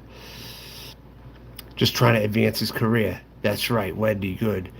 Yeah, so you got behind him thinking he would be like a Ronald Reagan, right? Is my guess. Do I have any brothers and sisters? No, I don't. So I did not have siblings who could have helped forward me either. I didn't have that. And any step family I have, they were just in their own little world. They weren't really helping me out in any way. They couldn't fix me up with an apartment or anything like that. I never had the benefits that certain kids had like that. I didn't. I was an only kid. I didn't have brothers and sisters to help me get ahead. Instead, I'm down here. That's what it comes down to. That's part of why I'm down here. But I would have never have intended to be down here otherwise. But certain life circumstances happen. And whoever you do meet or whoever you get hooked up with, you don't really get hooked up. Like any step family I had, they still aren't like brothers or sisters to me. They still come from different parents. They got their own lives. So my mom might as well be married to someone without children because they didn't help me out in any way. I mean, that's actually how I probably would have stayed in Oregon. If the ones who I felt, at least in my mind, had ties to Oregon, could have hooked me up with one of their friends, stayed in an apartment, I'd have somewhat of a social life, right? That I would have stayed in Oregon if I was kept happy enough like that. But no one else did anything like that for me. It was just me, my mom, and my stepdad. That's the only world I saw. I had trouble making friends in Oregon. I thought that was just the type of environment I couldn't cut through socially. I could not cut through over there socially. It was worse than California. I'll say that, worse than California socially. It's almost like you have to have family connections in Oregon to make it. Or through step family willing to hook you up with someone they know. But that never happened. So here I am. because of all that, the lack ofs that I haven't got, that maybe I could have got. No, it's not. Exactly, Karen's old man. I thought California was more. I thought it was fucked when I was there. But at the same time, I still thought it was better than the Pacific Northwest. I mean, but Northern California is worse than Southern California, too, though. That's my take. Northern California is a little more like Oregon than Southern California. But it's still, Sacramento's still better than Portland, though. That's pretty much my synopsis on Northern California.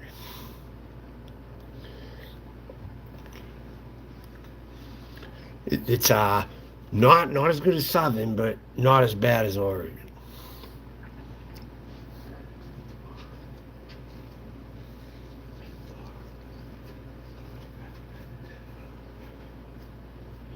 Well, that's it. Well, not the Bay Area. You'd have to go to Sacramento now, not the Bay Area.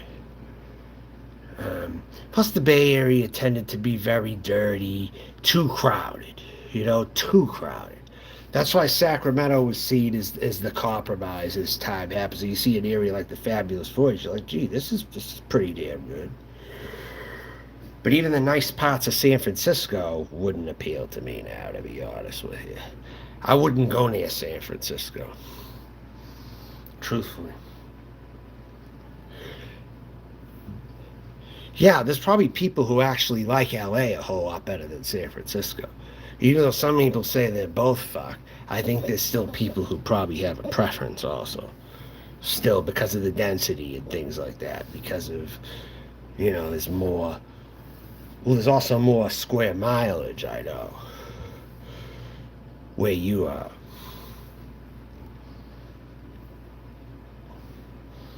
But there's generally more stuff as well. And my take is that certain things move out to the suburbs as well. They don't just stay in the city core. In fact, I heard Los Angeles, actually, the downtown of Los Angeles or something, is business oriented. It doesn't really have a whole lot there, though. It's pretty much out in the outskirts. So some of the liberal places or the LGBT friendly places could be in the suburbs, I'm thinking.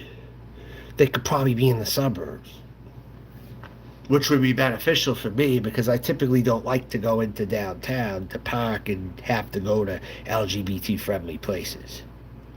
So that stress could actually be eliminated right there. If there's more of those places in the suburbs with more accessible parking, like in LA area. Yeah, so that's better for some people, don't you think? Because they don't have to go there for everything, like. Kind of, they don't have to go there for the cool places. They don't have to go downtown and pay to park just to get the cool places, you could say. Unless maybe you're going to Venice Beach or something like that. I don't know. Because my thing is, I don't really like to pay for parking. That's just something I don't like to really do. And I know Sacramento had a lot of 2-hour parking, actually. I do remember Sacramento had a lot of 2-hour parking on some of the streets, even near downtown. If downtowns have more 2-hour parking, then fine, sign me up. But a lot of them don't. That's the thing.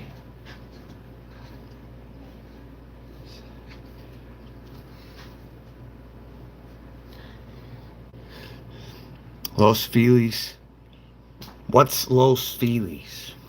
Is that a town? Is that a section? What is that?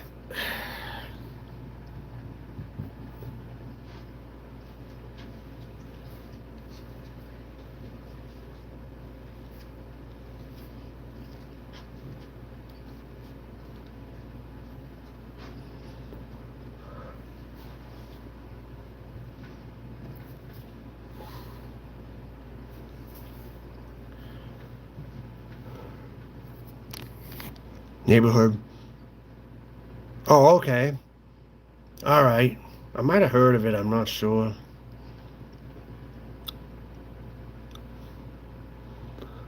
There was someone from Brentwood, or so he claimed, who was messaging me in private a couple years ago. Someone in the BOYT tried to play a troll on me, is what it really was, right? But someone said he lived in Brentwood and said he could actually have me over his place and I could look at his RV and he had an inheritance from his father. People run scams down here like that, it turns out. Someone emailed me and's like, I got a inheritance. I have so much I don't know what to do with. I find your content very good though. I'd be open to possibly having you visit me and maybe you can leave with my RV because it would be too much work for me to sign up to register it and have it on the property. So I might just give it to you, he says to me. I'm like, that's great. That would be awesome if you were that kind and that giving to do that. Sure, I'd like to set up a time possibly in the future to take a look at that. But then he disappeared for a while. So then I had to email him. I was like, where are you at? You disappeared for a while. And then he responds with, he's like, oh, I've been very sick lately. I really can't accommodate. Just some bullshit story like that. You know, some bullshit story. Like that or something. But I think it was someone scamming down in the BOYT. That's really what I think. I don't know exactly who it was, but Carlos could have been in on that scam. For all I know.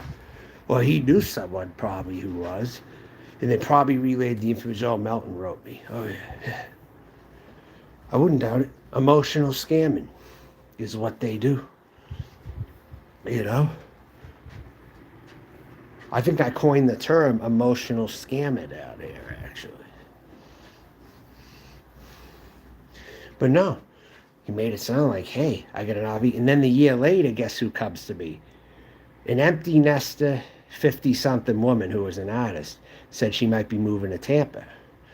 Okay, and so yeah, if you want, I could move you into the house with me. If you need a place to go, you could crash for free if I get the place. You know, she was looking at Savannah and Tampa, but then it's the same story. She disappeared for a while. Karen's old man and Wendy. I'm talking about this situation here. So that one disappeared. I'm like, wait a minute, where'd you go? You've been missing for a while. And then Jasmine Star did that very same thing to me. That's why, but Jasmine Star still hung around and I knew who she was and she was in all these side chats for the last 2-3 fucking years. So I had that reminder of what that kind of person's like. Throwing things at me, dangling something in my direction, and then pulling away. You don't tease a dog. You were taught to not tease a dog, right? Well, that's the same thing. You were taught to not tease animals, right? Growing up. What makes you think you can tease a person? Just because you were taught not to tease a dog, that doesn't mean you can go ahead and tease a vulnerable person who will actually entertain a conversation if it's possibly for real. So ever since, I've had to really screen who I talk to. If they come to me in private, they have to present themselves like they're the person that I gave my email address to. Not some random who tells me, oh, I got a place possibly. You could stay here for a while if you want. And then they vanish. Jasmine Star vanished on me. So there's all these motherfuckers out there that want to paint me as the bad person. There is a story to it. And I have to always emphasize that there is a story to it. But they don't want to listen to that. Nah, they only want to come to their own conclusions at the end of it all. They want to stick to the narrative that I'm some horrible person. We were taught from an early age, if you want it, you work for it, you work nothing. But then again, there's such thing as gifts, Wendy. And people get gifts from people. Yes, they do. Because you know something? I've seen other people get them. So I believe that reality does exist. You can receive a gift if it's handed to you. Okay? If it's done by the kindness of somebody's heart, it exists. It's happened to other people.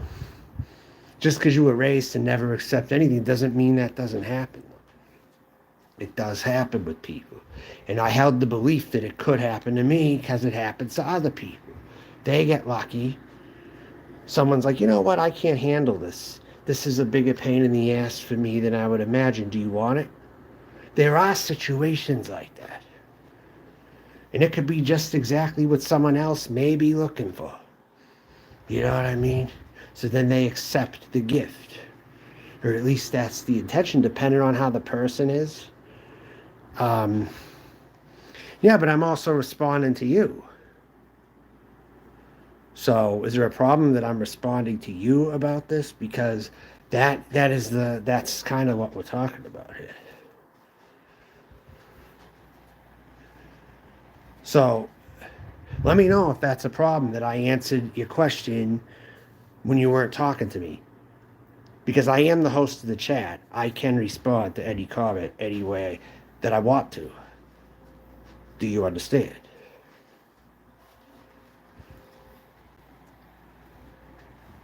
I'm waiting for your answer. Do you understand? Yes or no?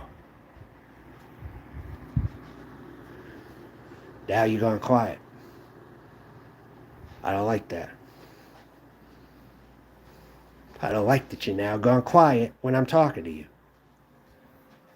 So that means one of two things. You answer me now. Okay. You didn't say people don't get gifts. Well, they do. Okay, so you were raised probably not to take a gift. But, that's wrong too. Your parents shouldn't teach you that you can't receive a gift.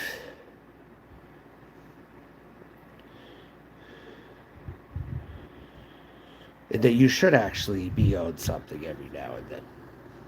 You should be owed something. You really should. That's your Republican mindset. But we should be owed something every now and then. And something very big when it happens. So, that's the thing. I believe that as a society, we should be more socialist nature and give to each other. Because it's contagious. When you give, you get. Just like when you give to someone else. When you give, you get. As a rule. You're not? What are you then? You said you once supported DeSantis, even though you say you don't now, but you had to have. At one point. I mean, recently. Also, I have personally met some beautiful people here in LA who helped teach me things when I was young. Okay. Well, that's good. That's good that you did. But who's to say you won't find a mentor, too? They absolutely do. That's right. That's right, they do. People need other people, correct. Society can't function with a bunch of loners and with a bunch of flaky people. That's why nothing's getting done in America now. That's why nothing's getting done. Because there's a bunch of flakes and a bunch of do-nothings. And a bunch of loners who have social anxiety. We have the most in our history. That's a big fucking problem. That is a big fucking problem. The social anxiety. It's like, I tell these people, chuck your fucking meds and get going. Chuck your medication. You don't fucking need it. Stop the bullshit and the excuses. Like these people, they want to hide behind their medications to not do things. Or they hide behind so many excuses to not. And it's contagious. Because you see everyone doing it, you start doing it. The only difference is I'm calling it out because we have to go back to a balanced society. Enough of this crap. Enough of this fucking crap. Sick of it. You vote for who you think is right. Okay.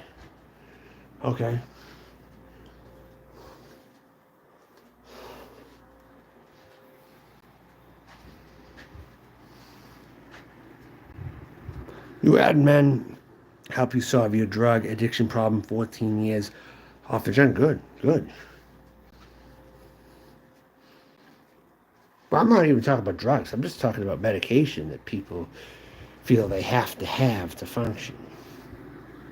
Unless it's something with your heart or something like that, in my opinion, you don't need it. Medication should be regulated to who can have it.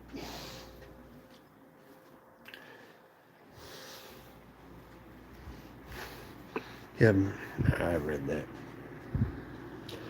But we also don't need a bunch of pot addicts running around either. Pot is also putting people in social isolation also. Pot is adding to social anxiety.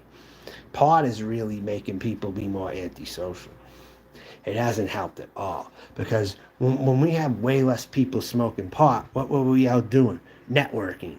doing things the normal, right, good way.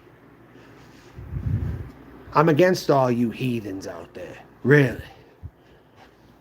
I might be liberal in my viewpoints, but I'm against a lot of you heathens out there who have to overindulge in all this garbage, making society a shitty ass place to be in. And why a lot of people are bottom dwellers in a community like this. I'm seeing firsthand the shit that falls to the bottom. And you'll start to see it the longer you hang down here. Well, it's almost 5 a.m. here in my family. I'm getting up soon. Okay, good. 5. Thanks for stopping in then, all right? Okay. So, yeah. Spring break is crazy right now. Everything bad going on the news right now. Shootings, like mass, like very close to, you know.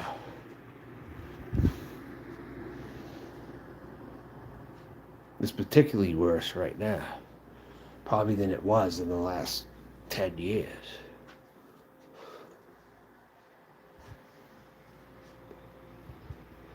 All right.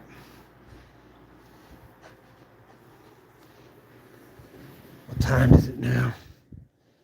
3:45. Time gets away from me in the night here, I'll tell you. You only have so much in the night.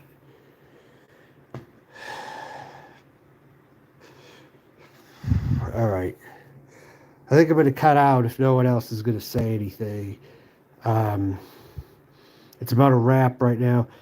17 people watching and probably waiting for me to do something. And to all you people out there who maybe you're listening to go to sleep, but maybe you're also trying to. There's all different reasons why people watch, and they don't type anything. So, anyways, it's about time to leave. Life is different at 54. You're so grateful to be alive. So anyways, what was I going to ask you?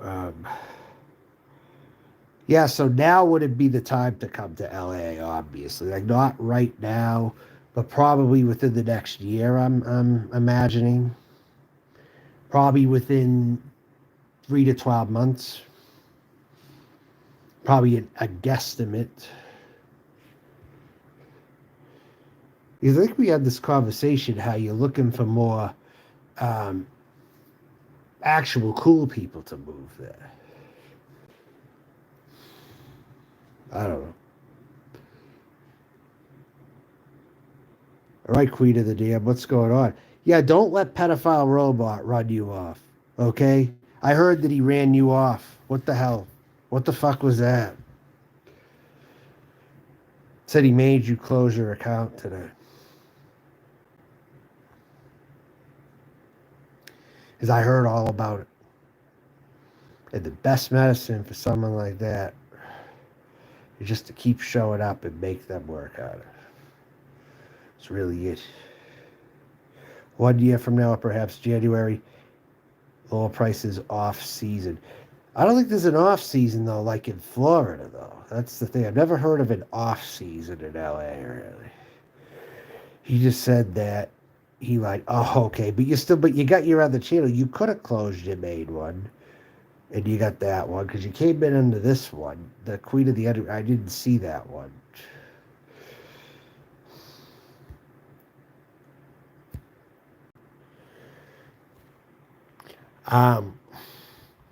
So yeah, that person's pulling out all the stops. He's desperate.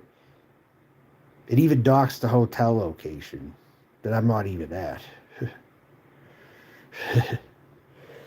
So he said he was ooh, then he said what? This fucking camera, this fucking phone is so touch sensitive. I don't have to do anything to it. I'm telling you. I could hit something. You're blocked here on Queen of the Underground. No, you're not blocked here on Queen of the Underground. No, I took care of that. It doesn't matter, though. You're still on here. All right.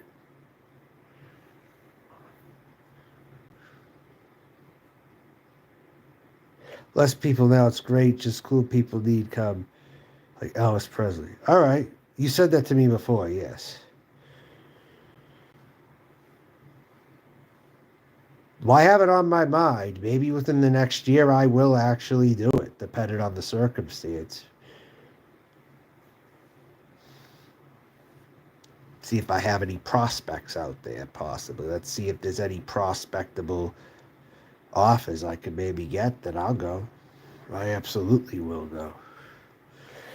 Um, so yeah, all good. Yeah, I think so. Just as long as they're clearly not winning, because they're trying to pull off all the stops here to shut whoever down that they don't like, or that talks to noodles or whatever. That's their main rationale.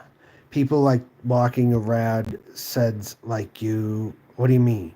I don't know how to make that up. People with walking around sense. Oh, you mean like what? They look around them everywhere they go, like looking out for their environment. Is that what you're saying? Just looking all around them wherever they go. Is that what you're trying to say to me, Karen's old man? Just somebody who goes out and they just have a general sense about where they're going or whatever.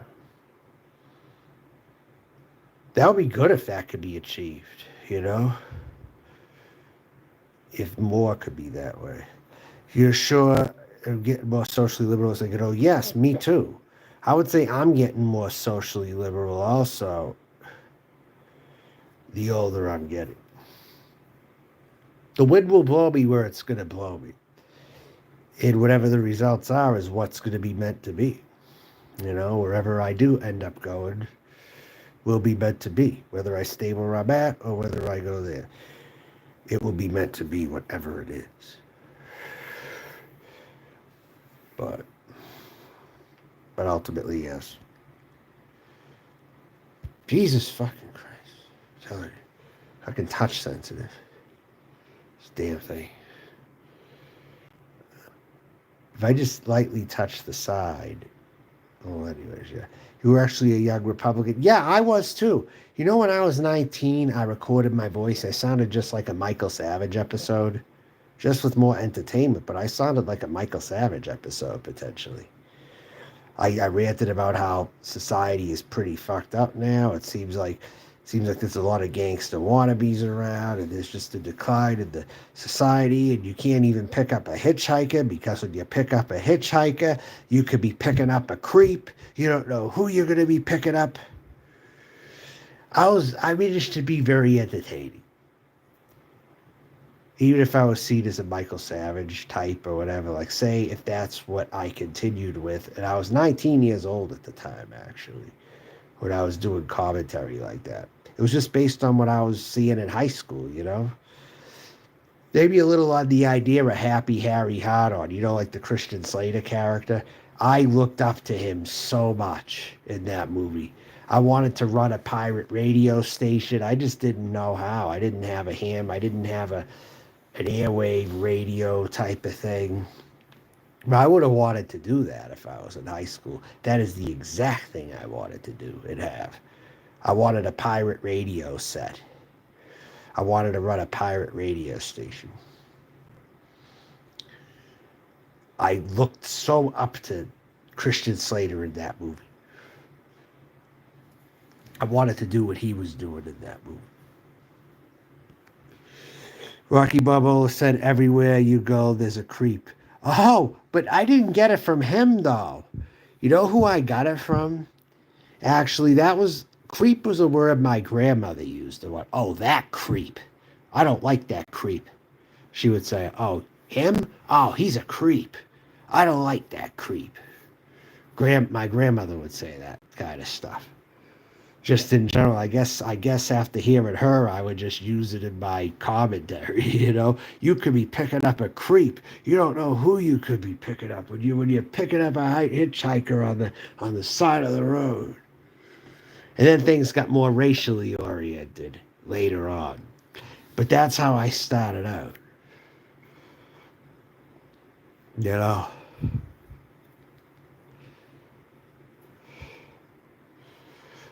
You want to hear an interesting story too? When I was 19 and I was living in Massachusetts, I was going to that school that I learned all about that stuff about how society was friggin'. I had to be close to Boston to see it firsthand. When I moved close to Boston, it gave me more of a front row seat. Because where I lived was a little more suburban than that. There was urban, but it was just more low key than Boston, you know? So it wasn't as, the problems weren't as magnified like the inner cities of Boston. So I saw how kids were with anger problems, juvenile hall problems, like Craig. And I was around kids like that growing up in that particular school, and I saw everything that was around me, and it made me want to be somewhere else.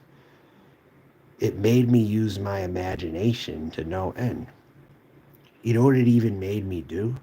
It made me even think of a business idea to open up a bar room with country and western because that was just so opposite from what was around me at that time. So I wanted to open up a potential bar at some point in my adulthood where I'd open up a bar room, a rednecky bar room with country bumpkins. It was like my whole dream. And all that, and where we would have a good music selection. We would start off as country, but then it would evolve probably to a rockabilly kind of bar. You know, I would have imagined it if I had started the business up. It would start off straight country like George Strait, all that stuff that's on CMT, right? But then it would change more into a rockabilly Hank Williams kind of thing as the bar evolved. It would go in stages, and this was my idea of a bar room that I would have run. You know, this was my mind running how I would run a bar room like a honky tonk. It would be a honky tonk kind of, but it would also turn into a rockabilly kind of bar if it got more successful or something as well. It would have like an infusion of that, and it would be a place where cool people could go as well. So I wanted to put that in Newburyport. I thought Newburyport, Mass would be a good place for something like that. Away from Boston some. But it would have like a country following, yeah.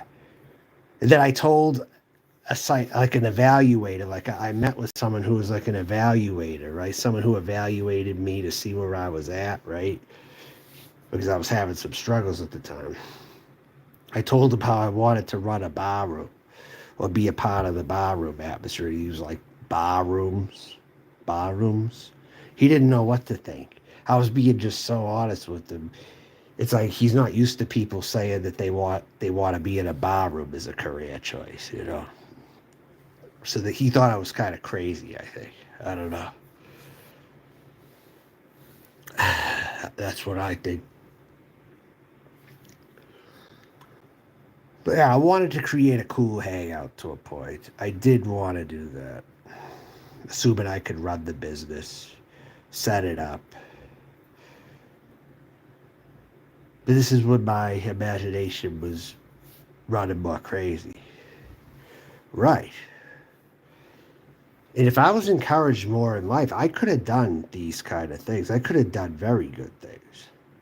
I was either going to be totally not succeeding at my goals or I was going to be a big time success. There was no in between. I was either going to be one or the other.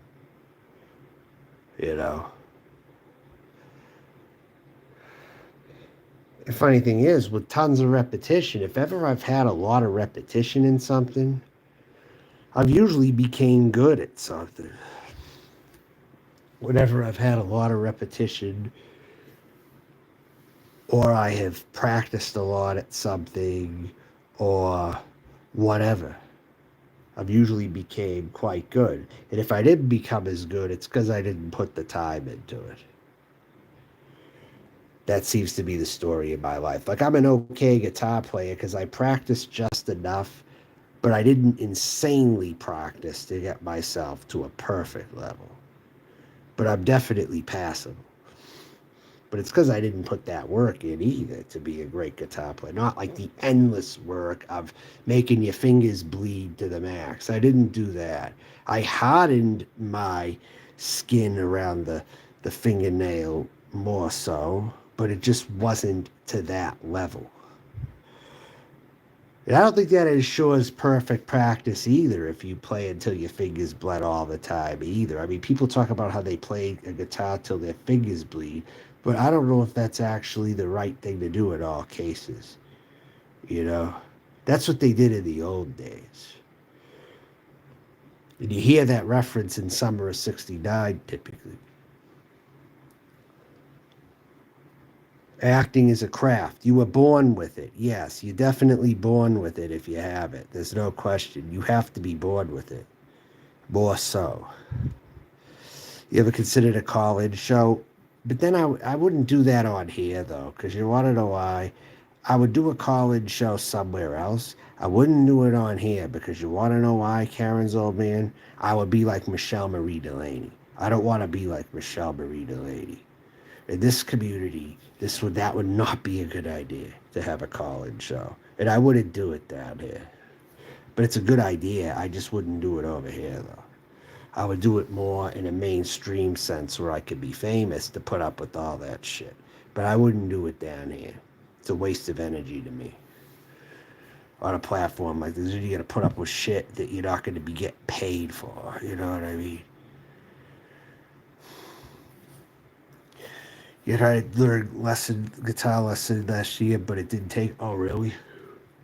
But it didn't take. Good managers are born what way? What do you mean? What manager? What kind of manager? Who are you referencing as a manager? Oh.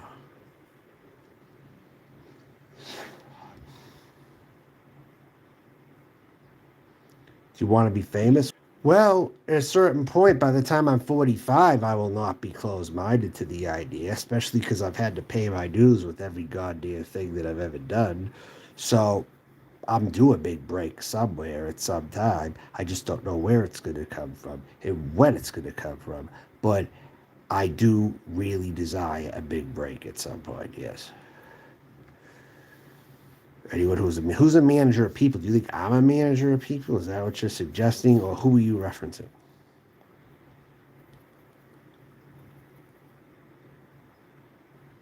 This is pretty crazy. There's 20 something people watching, and they're probably watching me talk, and they're not participating in this chat. Don't you think more people should be participating, for Christ's sakes?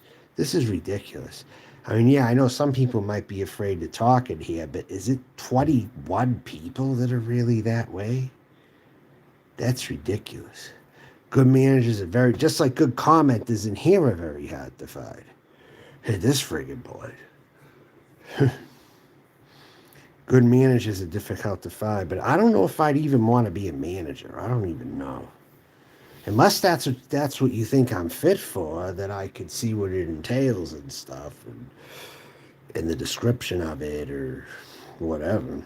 Then maybe I might do it, but I don't really see myself as a manager. Kind of like Rocky Balboa. Like, what am I? Like I don't see myself as a manager much. You know? I've been hit in the head so many times. I don't see myself as no manager. You know.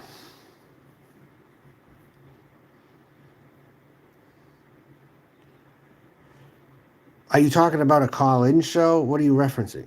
A call-in show? Because I'm not going to do that down in a community like this. No way, no how. Not with all these trolls. I want more people who ask me legitimate questions, or maybe they say they disagree for what reason they say it, but I want more discourse. I'm not going to have a bunch of people calling my phone, spamming it up, and making fart noises, and then hanging up. That's what they do on Michelle Marie Delaney's. That's not the kind of thing that I'm going to be doing. So,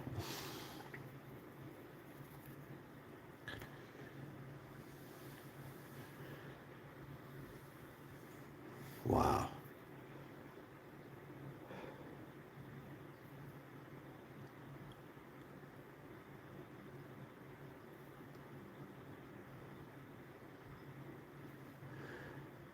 Oh, wait, right now I'm in the process of doing my nails right now.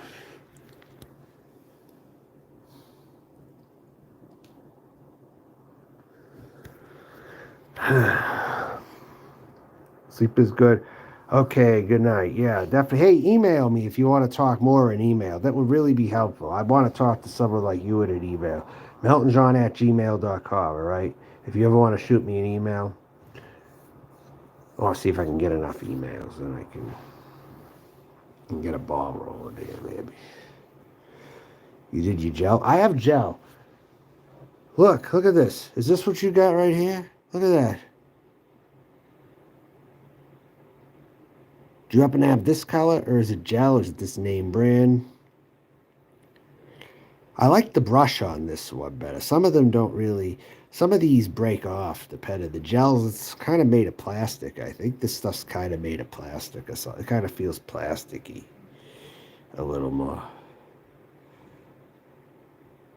Like it's paint plastic or something. This name brand seems to be like that. But it's LA colors. We're talking about LA, right? Well, I got LA colors. LA colors. I forgot to say that it's actually LA colors. But I also got a new thing of LA colors makeup that I'm yet to use because I'm using up my old one. I got some foundation right here. I got LA colors. Truly Matte. I got this LA Colors. I got this about less than a month ago. I picked this up, actually, LA Colors makeup and foundation. So I have some LA Colors items, it turns out. And I got this stuff here, some awesome smelling stuff right here. This stuff is like scrub for your skin and for your feet or your hands or whatever. This apricot, Queen Helene apricot scrub. Queen Helene apricot scrub. This stuff smells like butternut squash. It's like solid butternut squash. Little apricot too, but it has a butternut squash kind of smell to it. It is great. It's like creamy and nice. It has a very nice buttery butternut squash kind of smell to it, I think. Gently exfoliates for smooth clarity. Right there. Blue is cool undertones. Yeah, it can be. I still got my Vicks Vapor Rub too. Still got that. I got mineral oil. I told my uncle one time I got mineral oil, right, just for some purpose, because I used it for multi-purpose, whatever you want to use mineral oil for. Basic drugstore mineral oil, right? And then you know what he says to me? He's like, mineral oil? What are you doing with mineral oil? You know, guys rub up with that and shit. That's what he says to me. You know, guys rub up with that and shit. What are you doing with mineral oil? That's what he said to me when I told him I got a bottle of mineral oil. Then I got this stuff right here. I got argan. Like for $1 I got this for. So $1 for argan hair oil. I haven't even used it. I got a better nail polish remover here. An extra strength for 99 cents. Oh, what? What do you mean? Like for what? The mineral oil thing? Or...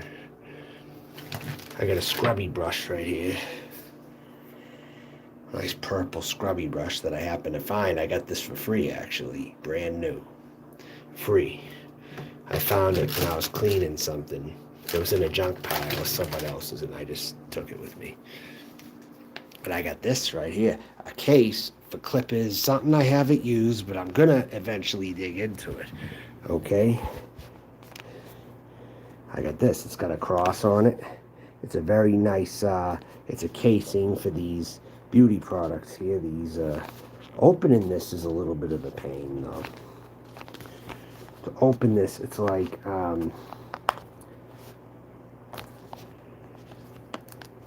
it's got like some kind of a weird lift up kind of zipper or something. I don't know.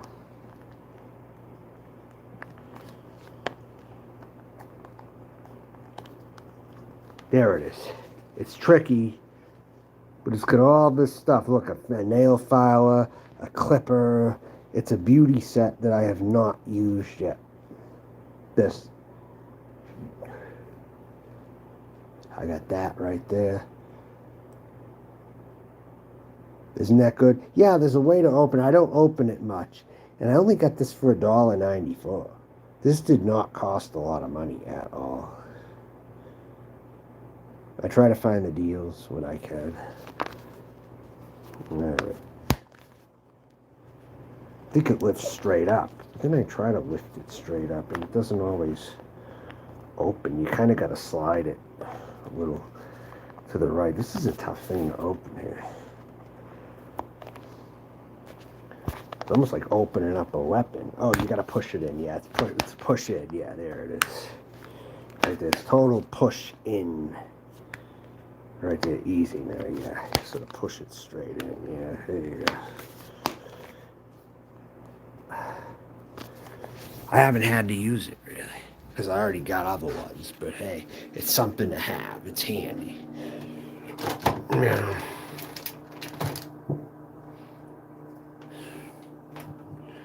I found these on the ground for free. Eyelashes in Tampa. I found these on the ground for free. Take a look right there. Look at that. Huh? How's that look? Huh? Picture me with eyelashes like that sticking right up. Huh? See that?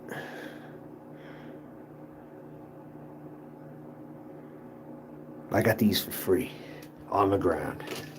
Not even used. People drop stuff. I find gems every now and then. People drop stuff sometimes. No, but I would wear them more long way.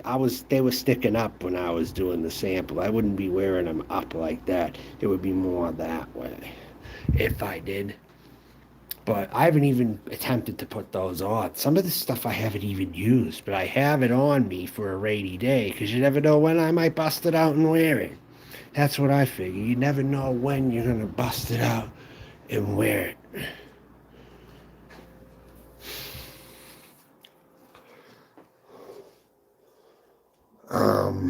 What else? Oh, I got these hand lotions too. Hand body lotions.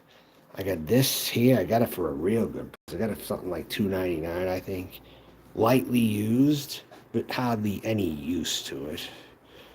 And I got this one here, this Molten Brown. Ever hear of Molten Brown from London? Ever hear of this right here? This is hand lotion, body cream rather, but I use it on my hands, I use it on my skin. Body cream, it is called Paradisiac Pink Pepper Pod. Quite a name, quite a kind. Paradisiac Pink Pepper Pod. That's quite a flavor here. It smells very interesting. It has a nice smell to it. It's almost like peppermint almost, but not quite either. It's like a flowery like peppermint. Paradisiac, I believe, is a flower. Pink pepper pod. Whatever it is, it's a decent aroma to it, big time. For sure. So those name brands I would say are good. April Bath and Shower. This one is April Bath and Shower. That's a name brand if you might want to look that up. I don't know retail what they go for, but I know I got them at a decent price myself. Things like that, I find deals for sure.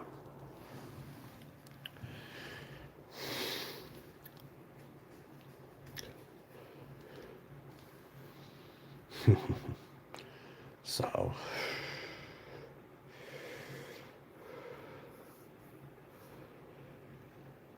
I know some other things kind of changing too as I've been keeping up, trying to groom myself, you know.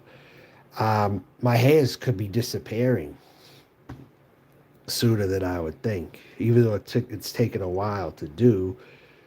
And I think part of this might even be a tan line too. Part of it might be. At least it looks like that from when I look in the mirror. That like this is a slight tan line, kind of. Even if it disappears a little bit, it's still the tan line might be there a little bit too. It's kind of like a combination of what's left for hair with a tan line. So I may achieve getting rid of it, maybe. I mean, it's getting thinner and thinner and thinner. I mean, this is what my arm hair looks like right now. This used to be thicker, but now that's what that's looking like. I'm trying to take with just a razor now. I haven't even had an electronic like an epilate or anything, but I managed to be taking care of a lot of my hair down my arms and stuff. Um, and right here too. You'll hardly see anything, do you? It's slowly going away. A lot of it's gone, actually. There's like a few here, but not as much as there was. Yeah, so. And same with my leg hair, too.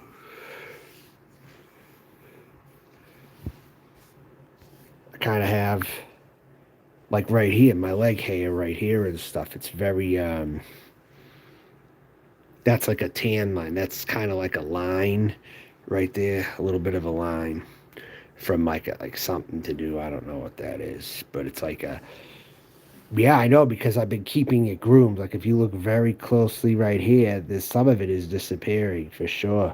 Maybe 50% of it is disappearing, you know? So that's just like an example right there of what's going on.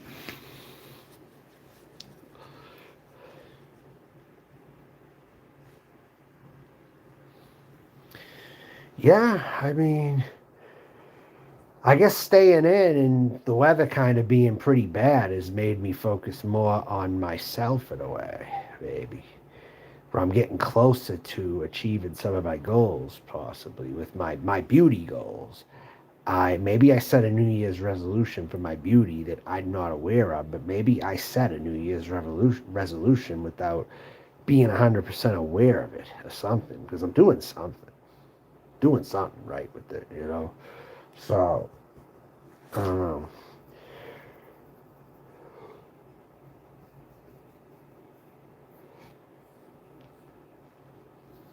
But sometimes I have to experience razor burn.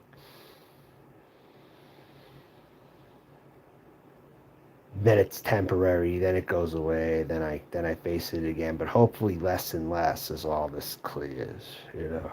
Check out John McLean Beauty Channel. You will learn from her. John McLean, a woman named John. Is that right?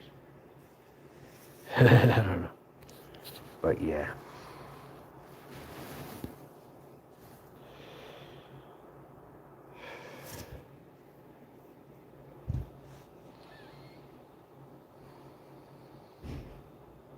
Oh, I never knew there was a woman named John. Interesting. I know there's Olivia Newton-John.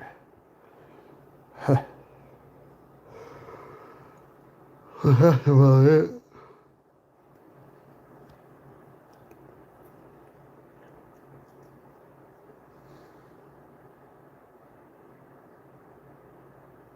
That's another thing. I got people thinking I made my name obviously after Elton John, Melton John, but there's also Olivia Newton-John, and people have called me Olivia Melton John before. I've actually gotten that, believe it or not. Olivia Meltina John, I think. I think Berg's called me that actually. She is from Scotland, lives in UK. Oh, John McLean, you mean? From England, right? Okay.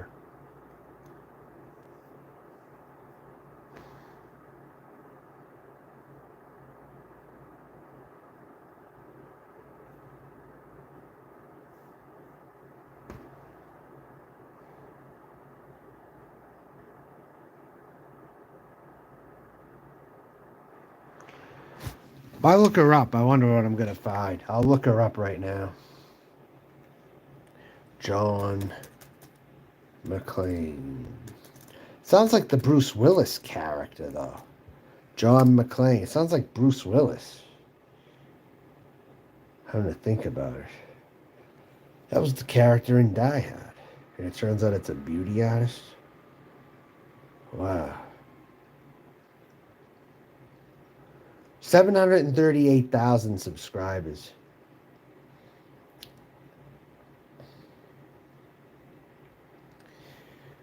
She looks kind of gothic. Are you kind of pointing me to her? Because there's people out there who have said that I would look good in a gothic look. Is that why you showed me her? Because, wait a minute. Oh, wait. You kind of do yourself like her, too. Is that why you showed it to me? Or a little bit of both, maybe? Because people think that I should have the gothic look a little more, maybe. Plus, you look kind of like her, too. You do your hair kind of like her, too. I know your look is sort of like hers.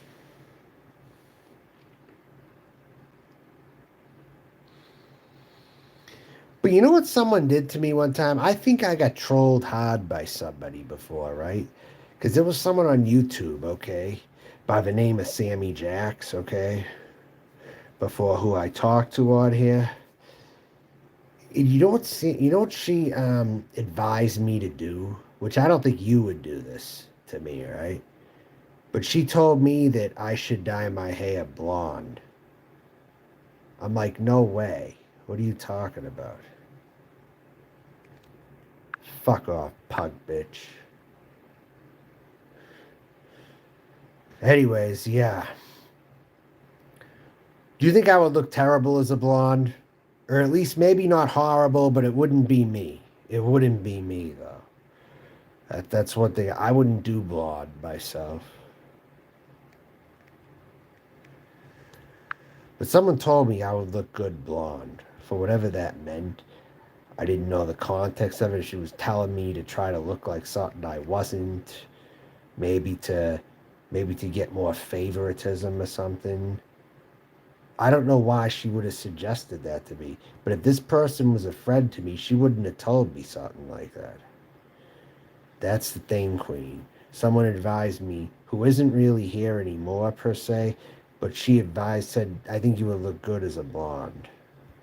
I just don't get why someone would say that to me. But this was a natural blonde too, though.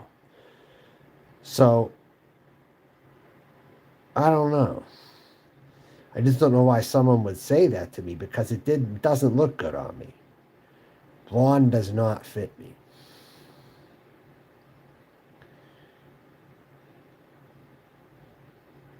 Yeah, because you know what else, too? You know who I would look like if I was blonde? I would look as crazy as Michelle Marie Delaney kind of looks. If I went that bleach blonde, because that is not her color hair. That's what that would kind of look like. And blonde just does not look good on certain people.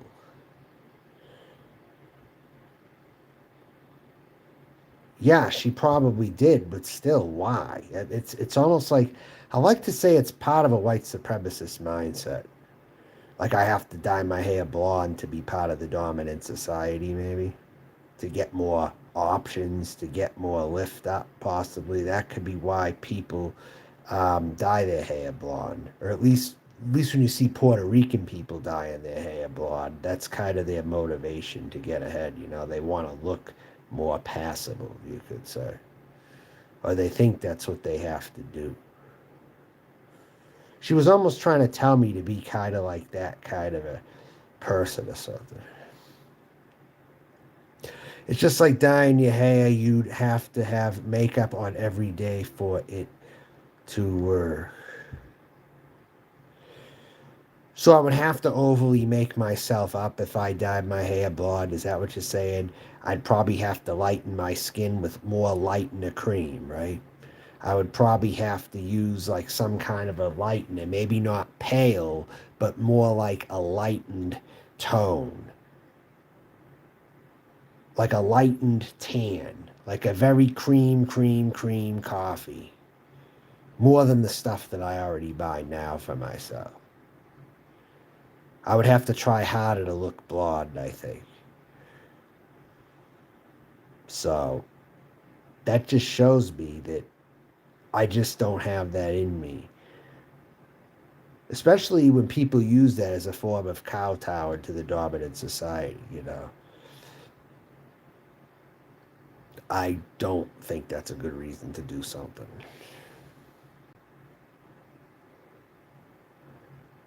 Blonde goth, but that still doesn't fit really. I'd have to try harder, that's right. I would. Fuck this asshole. Hey, Queen, that's a fake account, right? That's not really you, obviously. Nah, that's Barter. Fuck you, you fucking bitch. You lucky that no one's coming to you. That day is gonna come, though. And I'm gonna run you off my damn self out of depression. This fucking loser spends night. This is the person Craig thinks is cool. This is the kind of person that Craig puts trust in and he thinks is cool. That's why Craig is a fucking dumbass. Craig, you're a fucking dumbass. You put faith in this person. That's a lot of what's wrong with you. And other things too, but it wouldn't be as bad if you didn't go around endorsing this fucking guy.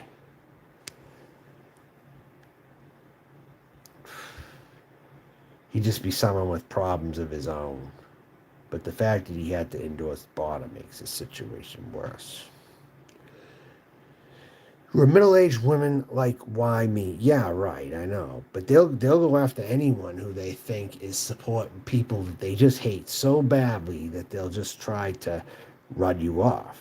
That's what they'll try to do. They'll just keep trying to do this kind of bullshit stuff.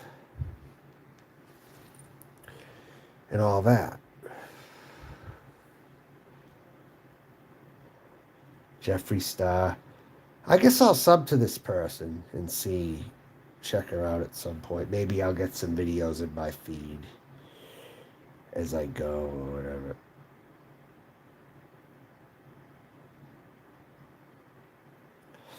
And sometimes, you know what I don't like about certain content creators on YouTube? Like, say I sub them up and get their bell notifications, and then they have videos out every day, a couple times a day, right? I can't stand to get constant notifications. This John McLean person seems to make videos at a pretty reasonable rate, where I won't be getting constant notifications, you know? But at the same time, I could check a person like that out better maybe because they don't have constant. Oh, so this is a he? Is this a trans person? I didn't even click on a video yet. Let me see. I thought maybe Marilyn Manson, like maybe, kind of. Hello everyone. Okay. In today's film, I'm going to be creating a summer Oh wow. look, and I have not created a tutorial in quite some time, so I'm feeling awfully excited. Well, hey, you had every today. right to In today's film, I because want to use as many you had to techniques defend as I yourself can. in some I want form, to you know. deviate away slightly from using my go-to products. There are so many brands launching. There are so many. Well, at products least you coming out. realize. Oh, fuck you. There are so many Fuck products being you. launched by so many different brands, and the amount of new brands You that fucking asshole. You're getting, every account is getting banned. But you come in here, you are not allowed to speak in here. This person made me think for a second it was you when I didn't check his account. Fucking asshole. I do admit I do mess with Bar less than I think. So I got another thing coming down. Yeah, because this pedophile robot is going to sink himself. The more he fucks with people out here, you're going to sink yourself. And people are going to know who you are. Because I'm going to keep calling your ass out now. You're not just going to have noodles doing it. I'm going to be doing it. And that was your problem before. I wasn't actively calling you out. Actively, like I plan to do now.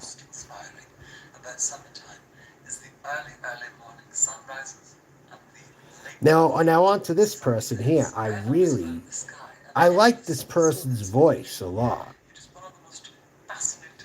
I like this person's voice.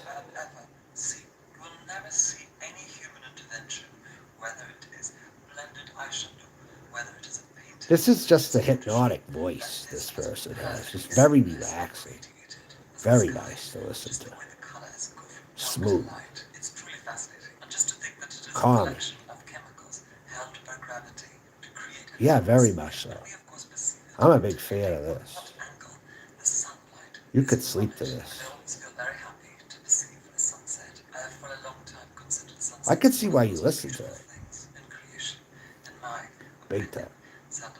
Certainly here in England, one of the colours that I tend to find very representative of summer, and you see it during the morning, during the daytime, and in the evening. Sounds like somebody else that I came across In before. spring and summertime, yellow is a colour I often associate In the with summer. voice. Of course, It's not the same sunlight is person. very I've wondered vivid, who it's the very hell it bright. Yellow is one of was. those colours that I think that require a little bit of But it was a understanding. trans person sometime Such talking a about garish colour, but that is HRT or applied whatever correctly, done as a and hue. I her think that it's transition really, and really it from effective. Of England, course, but we it would was want to such a practical voice. It was like implementation. this. Well, And I some could not eyes find the are very channel light. ever It's since. totally up to you. I've often found to go for whatever colour you want. Okay. Just make sure that you And plus some good understand commentary too. you'll be Just able to listening apply to that this person.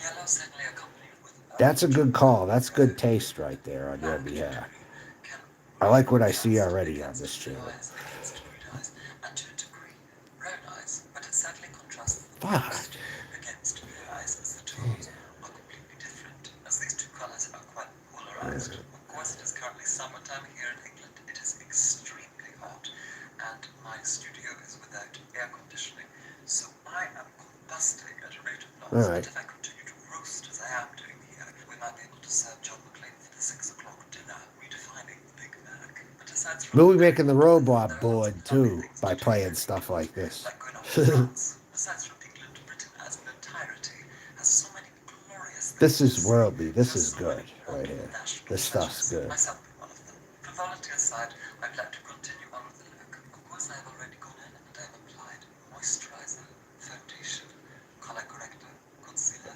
setting powder, and eyebrows. I first of all went in and cleared the epidermis with a cotton pad using some of the Lovecraft Beauty, Macella or Macella, however you like to pronounce it, water. Lovecraft Beauty was founded by an incredibly talented makeup artist, Francel Daly, who very kindly sent me Good. some of her products, and we have one I here see today. that. And I have been absolutely in love But with better this than one. Jeffree Star for This sure. packaging is I think uniform, better than it's Jeffree sleek, Star, it's very honestly. nonsense, and yet it remains elegant. And I just go over the skin very lightly with a No, little bit no, of no, this, no, just no, to no. remove any excess sebum or any particles that I may not want to be there. It has the most lovely smell, almost a little bit like orange cordial. I often tend to gravitate describing scents to drinks. I must seem like such an alcoholic. Then I went in and I liberally applied No some life of hack. the Hydroderm facial cream by Cisterna all over my face. Yeah, Wade, I get that vibe. I typically go I for do. Emery's La Cream Concentrate as a moisturizer and under makeup. However, if you want something a little lighter, Very then polished. this for foundation, I went in with some of Cat This is what I would foundation even go in the for shade myself. Light 41. If I could be this kind of a beauty content creator, I This would be that discoloration kind of a from person. water. I took some of Krylan's I'd love to be Coconut making money for Concealer this stuff. I 7.7. would. Typically, I use the Be D1. a dream job, Today, actually, the to get out of my current situation right now. I want to be like a rags to riches kind of story. I'm currently in a rags kind of a situation. Well, as close as it's gotten to that, I would say. And I'm looking to become like one of these stories now. I'm if it can happen, I will accept it totally. If I could ever grow to become that kind of a content creator, I'm gonna look to do it. I think now's my time to shine more than any. As long as my financial situation stays all right enough to survive, I think I'll be all right. But at the same time, I can't be doing this forever either. It's gonna run out at some point. So I'm really hoping at some point I can make it through enough to get somewhere like this. So that's really it at this time. I aspire to it. It's just the opportunities haven't come. But I have definitely aspired to it though, for sure. And plus, there aren't people like that really in the United States. It's very tough to find someone like that in the United States. It's kind of hard these days. It really is. With everything changing around here, like insanely to the other side, you know. You're kind to everyone. Please leave me be. Yeah, exactly. He's not going to let up on you, though. You can say please. You can ask him nicely. He's not gonna. That's the thing. You could try to kill him with kindness. It's not going to work, though. That someone like that will just continue. Right. Yeah, I noticed the UK has less time patrols too. In general, they're just more of a active, um, cosmopolitan type society, like London, for instance. You think of London when you think more like that. London and maybe a couple cities in Canada, maybe Toronto. I don't know, possibly Toronto. Plus, they got like movies in Toronto, I know, and all that.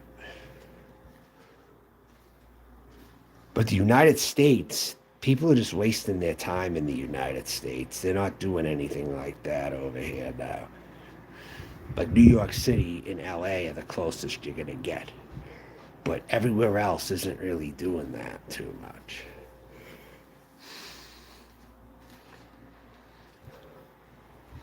Exactly. In America, they're just wasting away right now. In the majority of areas, they're just wasting away. They're just diddling off, and they're doing exactly what you're seeing here in these communities. That's the United States of America for you most of the time. See, he's even calling you a cunt. See that? Now make him work. That's what I say. Don't let him dictate where you can go and where you can't go. People say that I tell people where to go and where they can't go, but this pedophile robot does that more than anyone. And he certainly does it more than I do.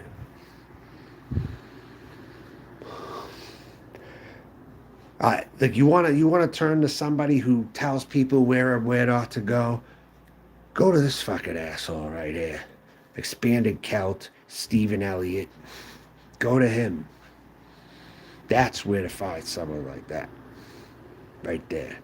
He's friends with a bunch of nefarious people on here back in the day. I know them all too.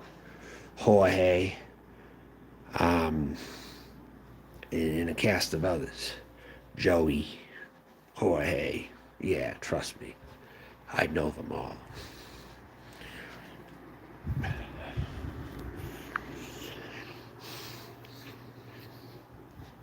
But yeah.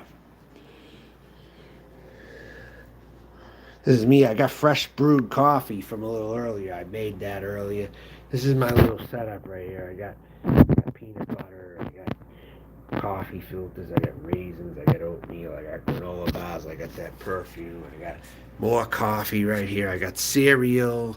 I got olive oil. I got bread. I got hot cocoa mix. I got clam chowder. I got rice. I got more coffee. It's like, yeah, I got stuff like that. It's odd because I usually stop by and said hello to Craig when live streams. Like, what do you mean? I'm trying to. Matt, and this is who Craig calls a friend, right here. This is who he thinks is his friend. He thinks that he's a more credible source. Oh yeah, I am. I am in Boys Town, Illinois. Yeah, yeah, good, very good. Yeah, you got that right. Yeah. Now fuck off. Holly Undead's got what a fuckwit. This person's very desperate, right here.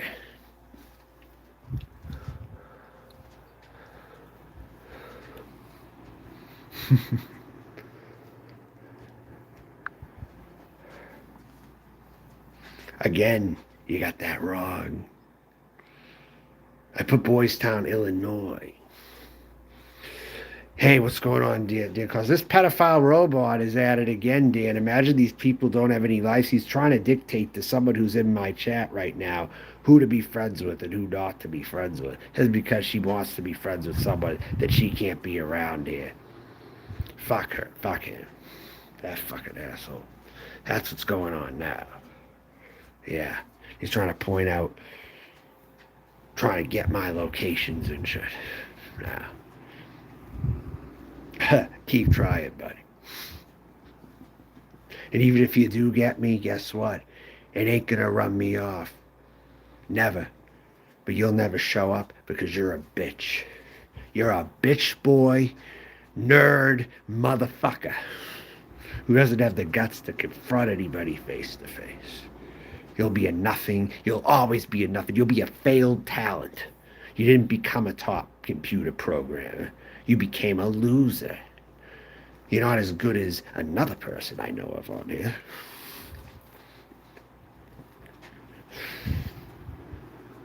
Yeah. Now Dan is someone I knew for a very long time. I've known him since he was very little. This person's family to me, pretty much, right here.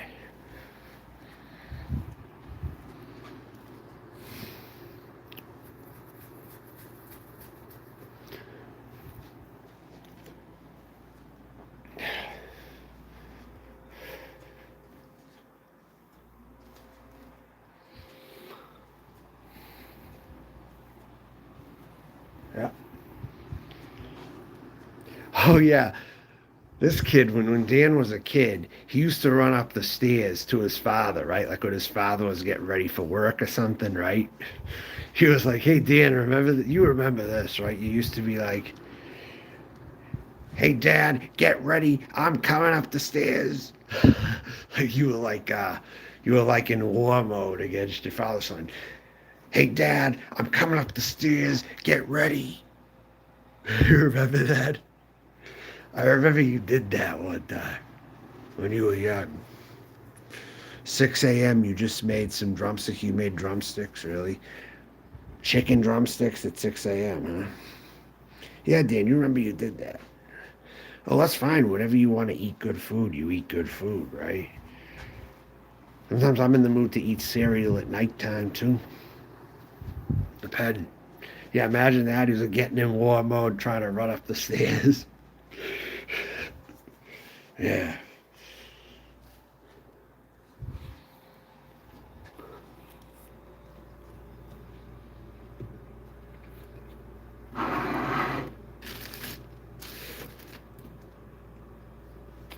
I managed to get New England clam chowder down here, too.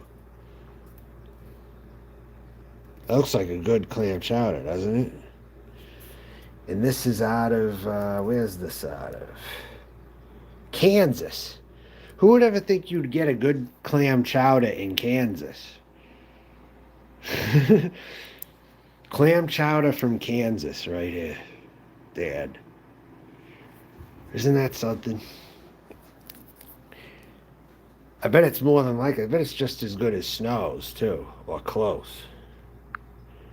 Oh, no. No, no, no. Fuck you. Look at what they're doing here. These people are fucked. They're fucked in their life, and they're fucked if they're continuing to fuck with me. Hey, what's up? Yeah? Yeah. But yeah, New England clam chowder from Kansas. What do you think about that, Dan? The thought that a can of clam chowder could be decent and it comes from Kansas. I just want your opinion on that.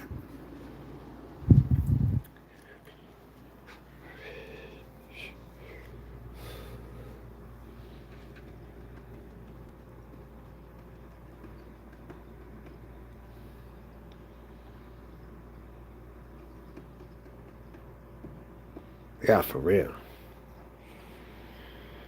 Yeah, this is what this asshole does, Dan. This is what he does, right here. Someone, he doesn't like a particular person. Anyone who talks friendly to him, he tries to go after.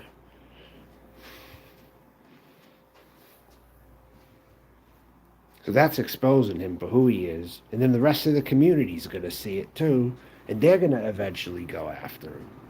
That's what it's going to take. I'm sick of this complacence when it comes to dealing with this fucking robot here. I'm sick of this complacence on behalf of everybody in the community. They're just letting him do this shit. I'm not letting him do it. Noodles isn't letting him do it. But everyone else not speaking up, is making this happen. I got to get more people on my side with this here to get this fucking pedophile robot run off here.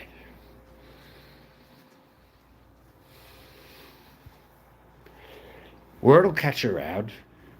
Word catching around is all I want. That's it. And it will. It will. Totally. You're stuck with me, and you're stuck with Noodles. There's nothing you can do. We're here, and the trash is being taken out. Period. I'm here, he's here for his own reasons, and that's how it goes. Live with it, or put a gun to your head and just be over. Yeah, you did nothing wrong. You absolutely did nothing wrong. Yeah, no. I mean, you've clearly shown me who you are. You know, you're someone who just wants to be here. You want to be part of a good chat. You know, I get it now. And if you stick around, you'll be a definite improvement from Holly and Ned. Kind of like her in the good ways, but not like the bad. You know. They just got bored in life, so they troll. That's exactly right. You know, I've talked to you about this stuff in the past. I've talked to you about this stuff in the past. Mm-hmm. Yeah.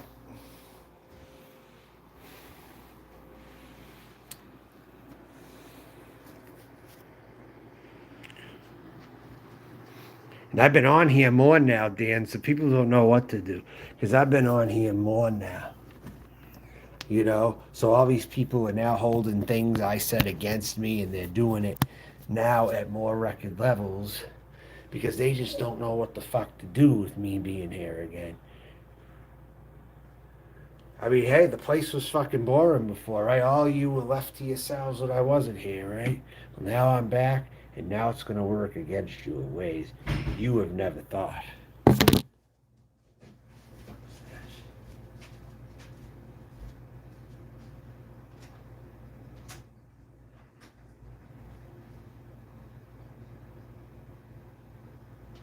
Someone's up.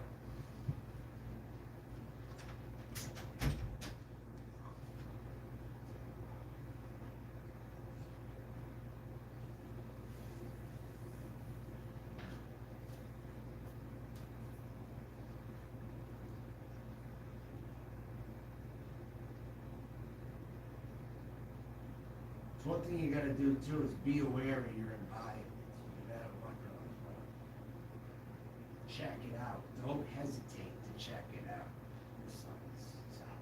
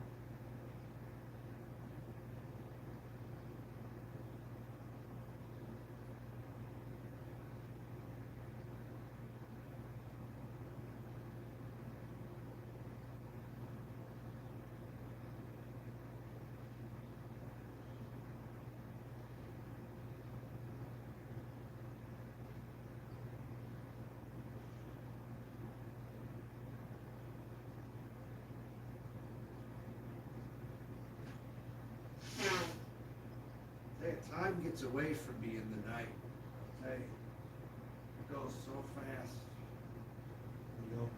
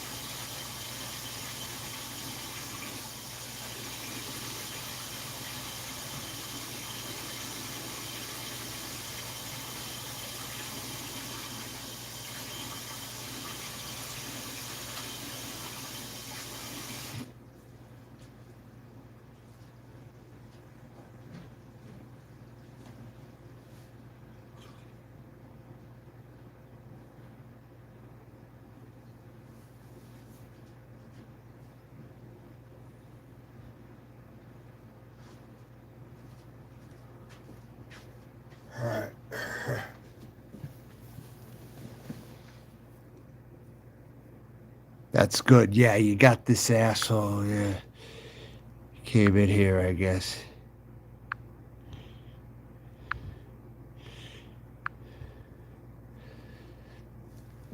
Yeah, I have been lately. My schedule has kind of changed to that. Yes, that's what. That's what. That's what. Like if you kind of not do it as well as you want to do, I just kind of zone out and I go back into that schedule again. Yeah, I just kind of do.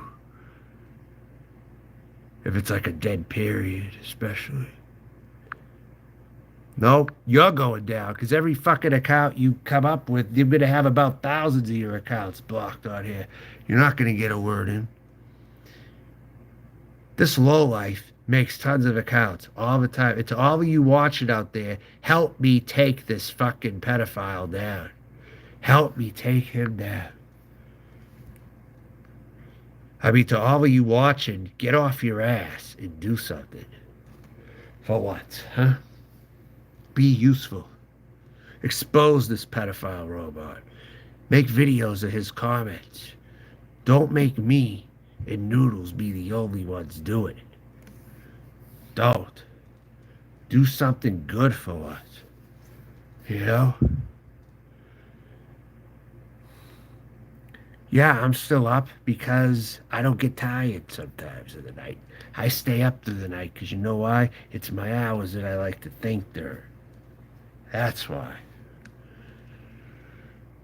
So it's very easy for me to go back into this mode. Very easy. Because it's kind of become natural to me. You know? If the daytime life hasn't really brought me so much, I go back to this schedule is what happens. So I just wish more things catered to night people. I just wish more things catered to night owls. I wish more was open during these hours. It really is a pain that it isn't that way. Yeah, go to meltonjohn@gmail.com and send me a message. Yes. Yeah, I'm gonna start checking my mail over there again. I should. You're drinking now. You tend to be like that, but you think we both know where we are. All right.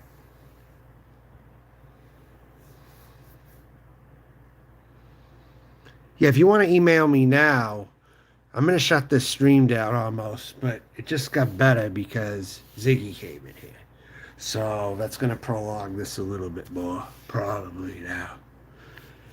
But email me as soon as you can, all right, Queen? As soon as you can, because I'm about to check it when I log off here.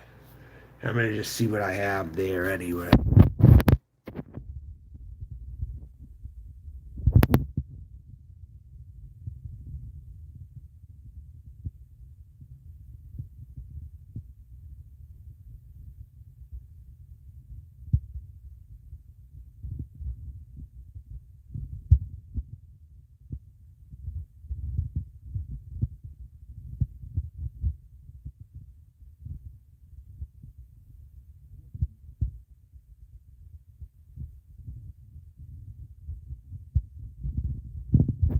My sound cut out.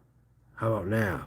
Because I have a tendency where if I accidentally put my finger on something, it will block out the sound.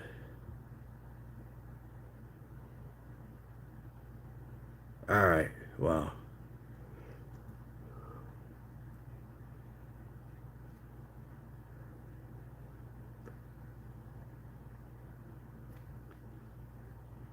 I have a question for you, Ziggy. Whenever you were looking for people, right? Have you ever looked at Anderson Henderson at one time for IP2? Have you you probably looked at him, even if you didn't think he was the best fit. I'm sure you looked at his kind of content, didn't you?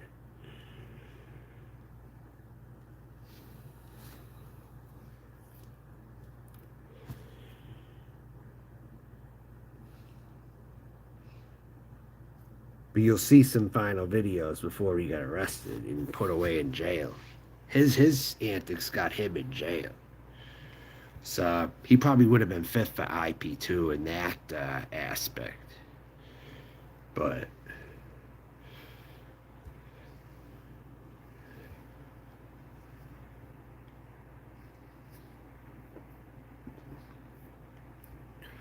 So yeah.